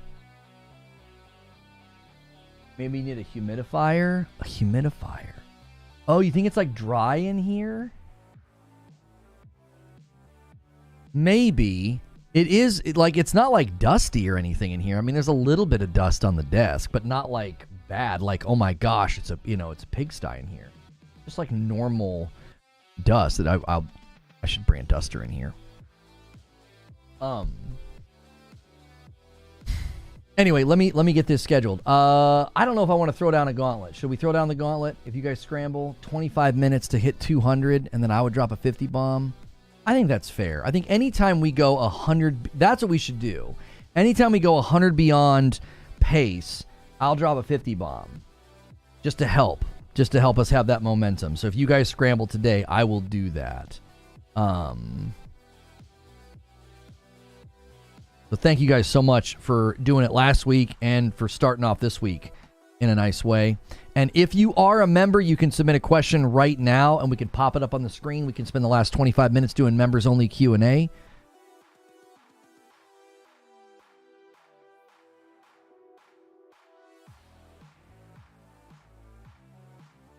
All right. Throw the gauntlet. Gauntlet has been thrown. I think that's actually a really good pattern. I think that's a really good pattern that we could do. We could just start saying, hey, anytime we go 100 past like the daily pace, because like the pacing for today, 100 and we're good, we're on pace. If you guys go 100 past pace, I have no problem doing that. Yo, FCat says, I'll jump in as a member plus. He says, you said it, so I might as well do it. And Patrick Q gifts a member as well and gets us to 107. Says, Gauntlet accepted. Let's see if FCat did that. Is that a brand new upgrade, FCat, or have you been at member plus before? Let's check on the back end. Somebody yelled for MASH. MASH, come help! No, FCat, you've been at member plus before. That's just a re-up. Thank you, FCat, for keeping your member plus. I appreciate it. A message doesn't post at all. What are you trying to do? What are you trying to say, Jordan Carrington? Do you feel like I'm ignoring you? I can't submit a question for some reason. Are you typing exclamation point question and then your question like Sneaky Wolf just did? Look at what Sneaky Wolf just did, Jordan. Is that what you're trying? I'm not seeing you make an attempt to exclamation point question. It's the first 3D Sonic game to score that high in a long time. Oh, really? And Patrick renews the VIP and gets us a little bit closer. 108. The gauntlet's been thrown. You guys got 20 minutes. And I'll drop that 50 bomb. I'll reward you. It's the same as the upgrade. It's the same as the upgrade gauntlet. I want my purple badge back. What do you mean? What happened?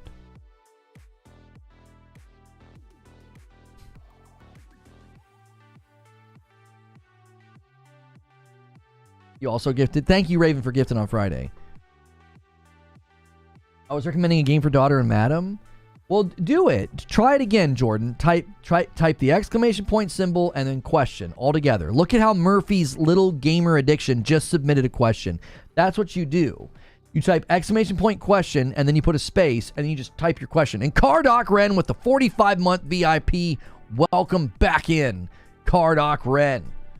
Inching a little bit closer to the gauntlet. All right, let me get these questions pulled up.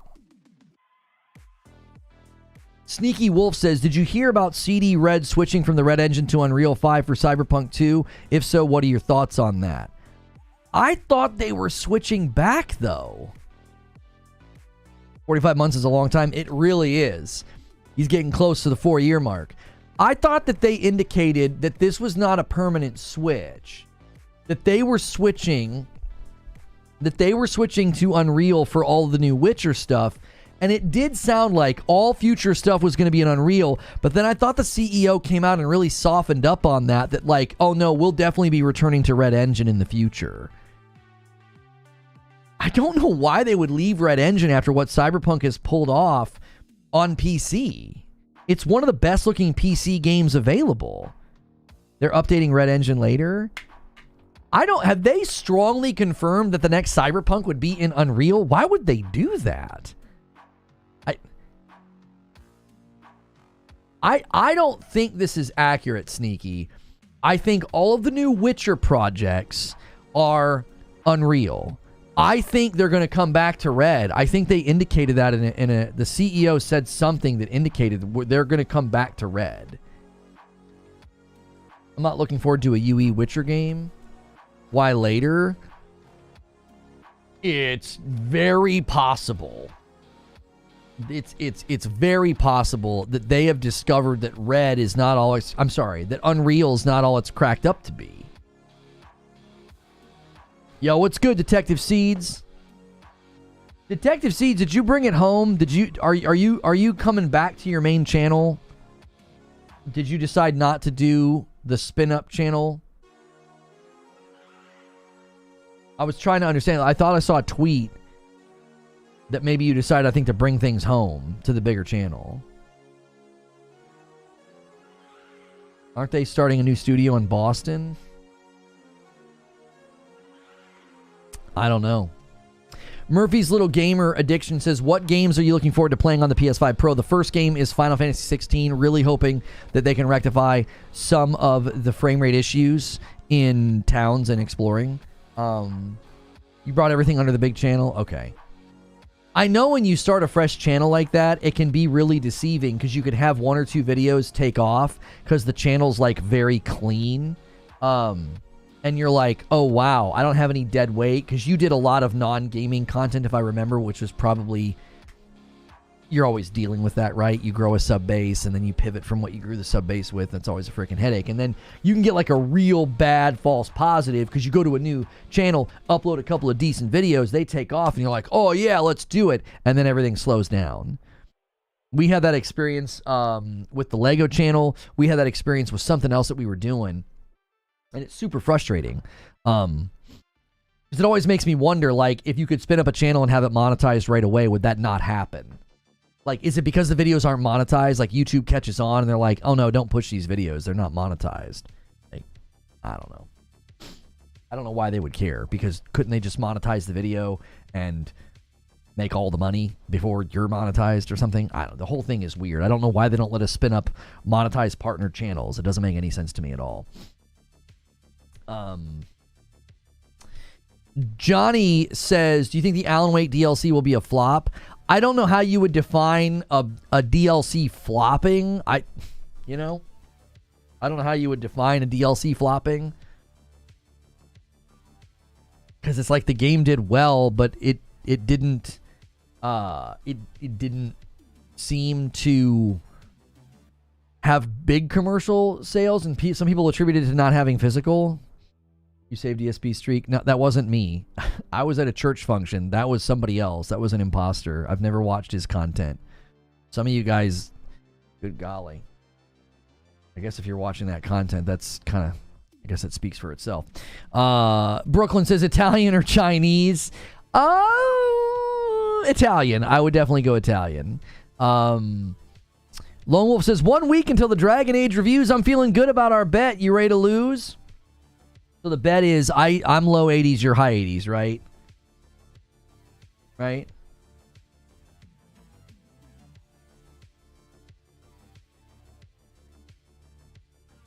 The person said they were Creature, not you.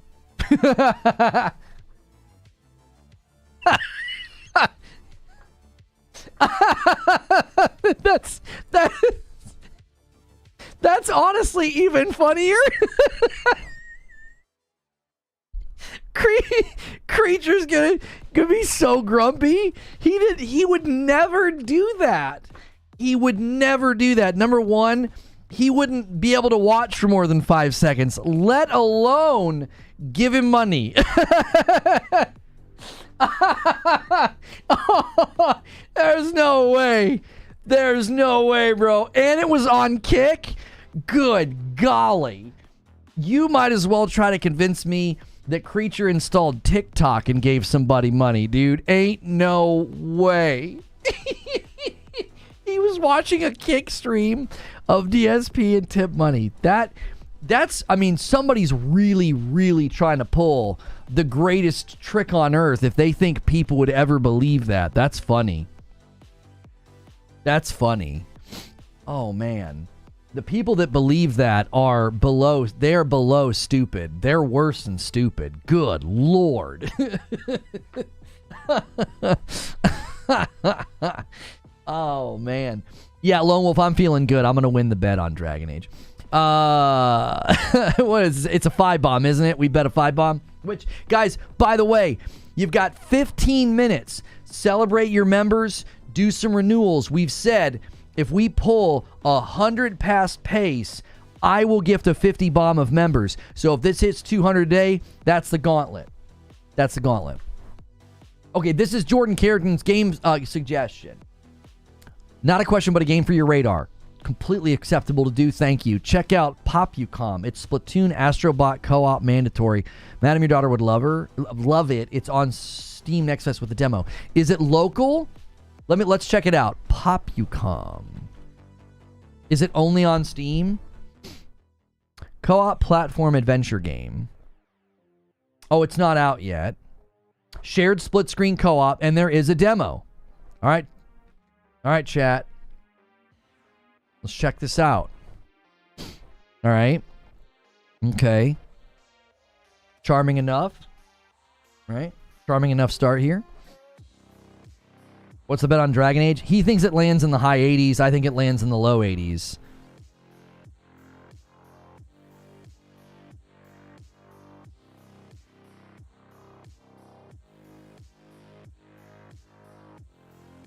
Okay. So it's kind of like Astro Bot, Splatoon, Mega Man. Yeah. I can see it. This is I think. Just working, lurking. Yo, what's good, Purple Haze? Yeah, I could see my daughter enjoying this, playing this with me. My son might enjoy playing this with me. You know, maybe my wife. My wife and I tried the Happy Tree Friends game, the Crack Pet Show. It's actually pretty good. Wait, are they switching colors? Oh. So they're switching colors to shoot the balls to... Okay, that's actually a pretty cool mechanic.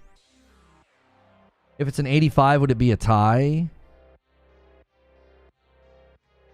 This game is called... it's on Steam. It's called Popucom. They announced it during the Steam Fest. It's a co-op platformer game, and there is a demo on Steam. I will say some of the movement and shooting looked a little clunky. Oh, it looks like you can go up to 4-player co-op. Wait. I think I was showing you guys that with the wrong capture card like the entire time. Oh my gosh. Hang on a minute. Hang on. Sorry. I'm an idiot. Here we go. I forgot I had the cap set for show open.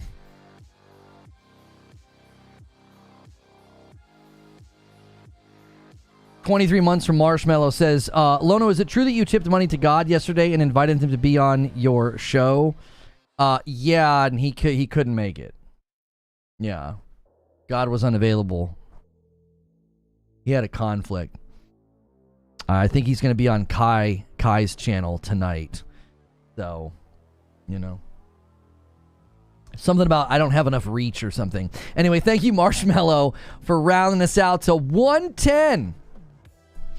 We'll see if any of the big dogs want to help you guys scramble to 200, and then I'll drop a 50 bomb. And while we wait to see, let's take another question. Most anticipated game for 2025, Ghost of Yotei. Zero hesitation, Ghost of Yotei. I absolutely love Ghost of Tsushima. Sneaky Wolf says, what engine is Cyberpunk 2077 using? 2077 is using Red, and the future game of CD Projekt Red will be developed using Unreal. I don't think that's reliable anymore.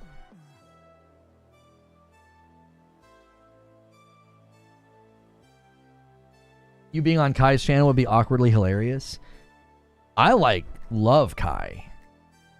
He's one of the greatest forces for good in streaming right now. Like, he's good for all of us. Because he totally could have went in a different direction and been like full-on drama and toxicity. I have just been thrilled with both iShowSpeed and Kai and what those young men are doing for streaming. Because there's such a meta of prank, toxic, hateful drama content. And I feel like these two gentlemen are standing tall, being good entertainers. There is some, I would say there is some adrenaline and some crazy baked in, but it's like a good kind. Like, I really, really like what those two guys are doing. I do.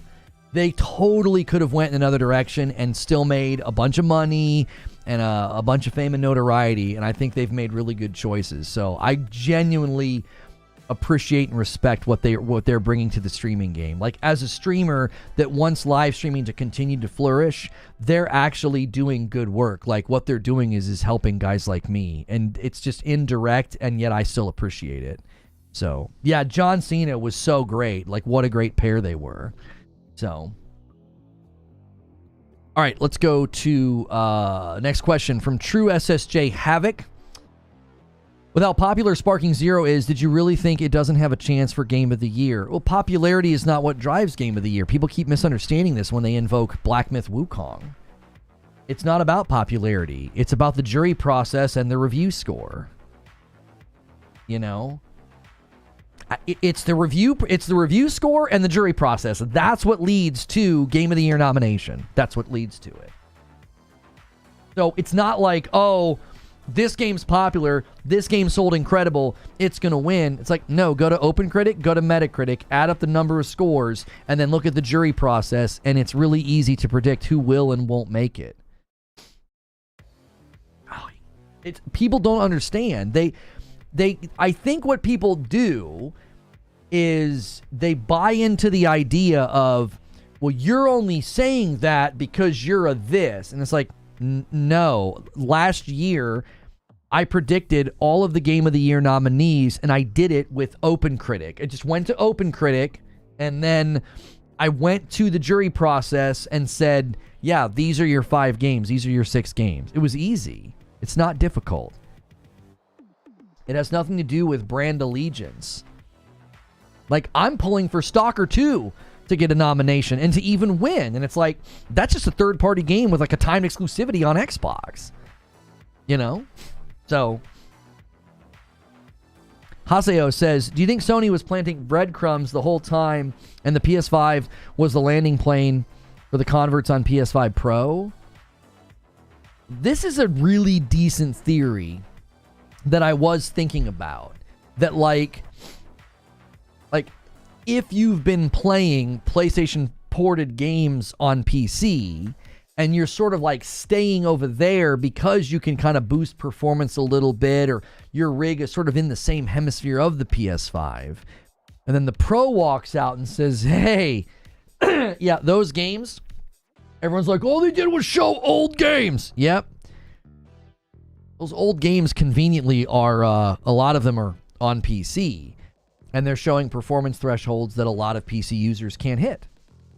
So yeah, I think it could have been a really, really smart play to be like, hey, here's our games. Hopefully you like them. Hopefully you have a good time. Oh, and then by the way, we have hardware that's stronger than your PC coming. Could be a decent strategy and theory, Haseo. Lancelot says, if you think Sony is eventually going to do a launcher, which I agree, what, if anything, do you think would convince them to not do it? The money. Yeah. The money. I think it would come down to whether or not they could make good money with it. And and it's not just the money in the immediacy, it's also the long tail money. If they don't feel it leading to good conversion rates, then they won't loss lead. It would be a loss lead. They would spend likely more money than they would make doing the launcher. There would have to be another angle. Yeah, I played Silent Hill 2. Sound design was incredible. Atmosphere was fantastic. And I realized I really don't like survival horror games. I don't. I've had a couple that shined bright. Final Fantasy VII is probably my favorite. I believe it was Final Fantasy II Remake that I loved. Final Fantasy. Oh my gosh. What is wrong with my brain today? Resident Evil 7. People are like, what the heck just happened to this guy's brain? Resident Evil 7 is my favorite.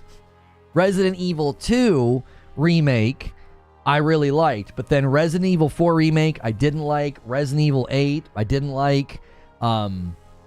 And then Silent Hill 2, I was just like, I told people in the chat at the time, I was like, it's not that it's bad. It's not bad. The game is fine. I don't get immersed.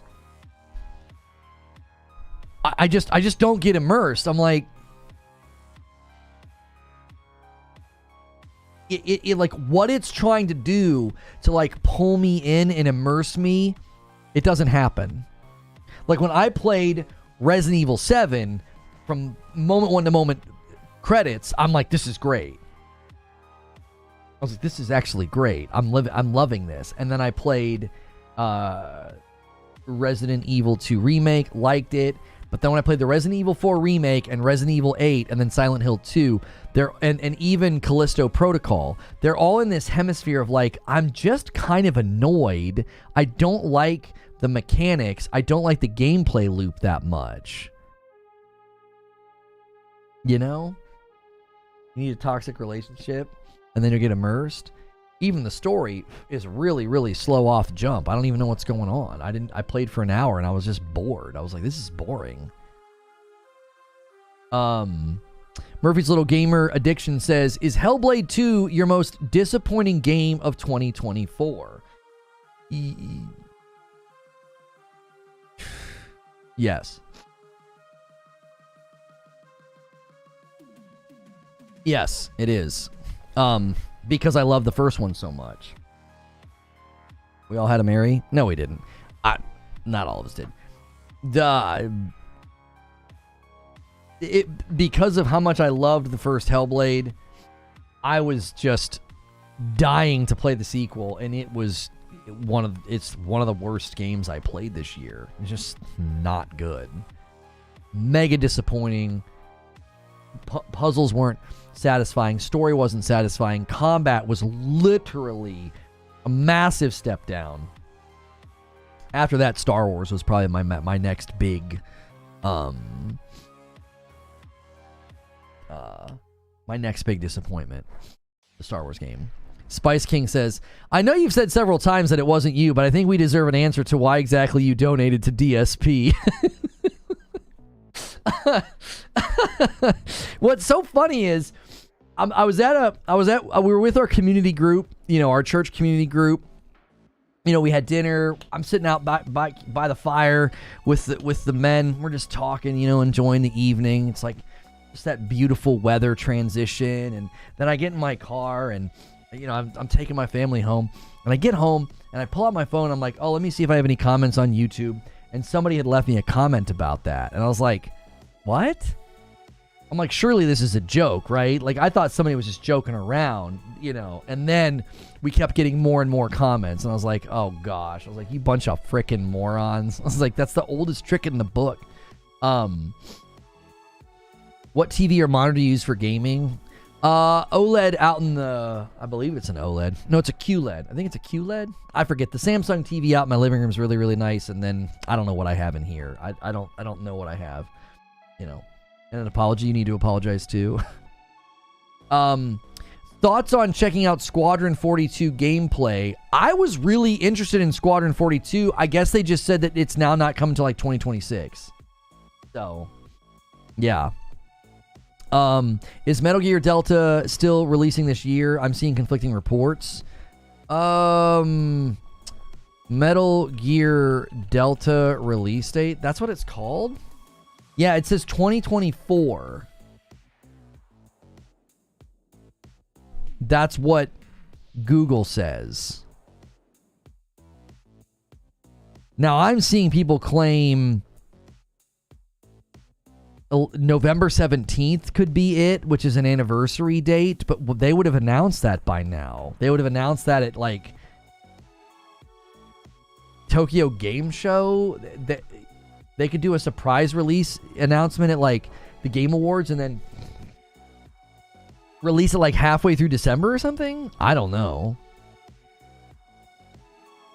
Tom Henderson has crap about that scam of a company. Squadron 42, all of them are grifts. I just have a really hard time believing that, Wheezy. They have massive Hollywood talent involved. There's no way.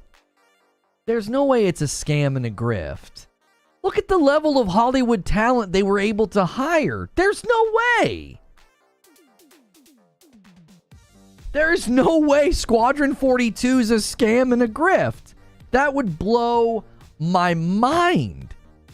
It would blow my mind. All right, last question. We got to go to the writer's room. This is a great reason to be a member. Great reason to upgrade to Plus as well. Would you still be buying the Pro if it was $900 or $1,000? I mean, As a YouTuber, yeah. As a regular consumer, like if I was just like enjoying my PS5 and working a traditional job and I wasn't in YouTube, I would be way more hesitant. So, all right, let me spam a link and let's get out of here. Thanks for a strong start to the week. Again, you guys can always try and get that gauntlet tomorrow. If you hit 200 and blast past the 300, I'll drop that 50 bomb. That's an offer that's always standing. You can also upgrade, and if enough of you do that, then I'll drop the 20. Always remind me or let me know if you've upgraded, because sometimes it doesn't let you put it in chat. All right, there's that. Thanks so much for being a member, and maybe you got a gifted membership today. We started off the week nice and strong with 110. That means I gifted 20 throughout. There's a standing incentive as well. Anytime you guys go 100 past pace, I'll drop a 50 bomb. You guys can do that tomorrow. You can always upgrade as well. Let me know if you upgrade when you do it. Leave a comment or chat or something, because if 5 of you do it in a day, I'm going to bless some folks with a 20 bomb of gifted members. All right, so make sure if you upgrade, you let me know. We had a couple people do it today. I'm going to end the previous stream.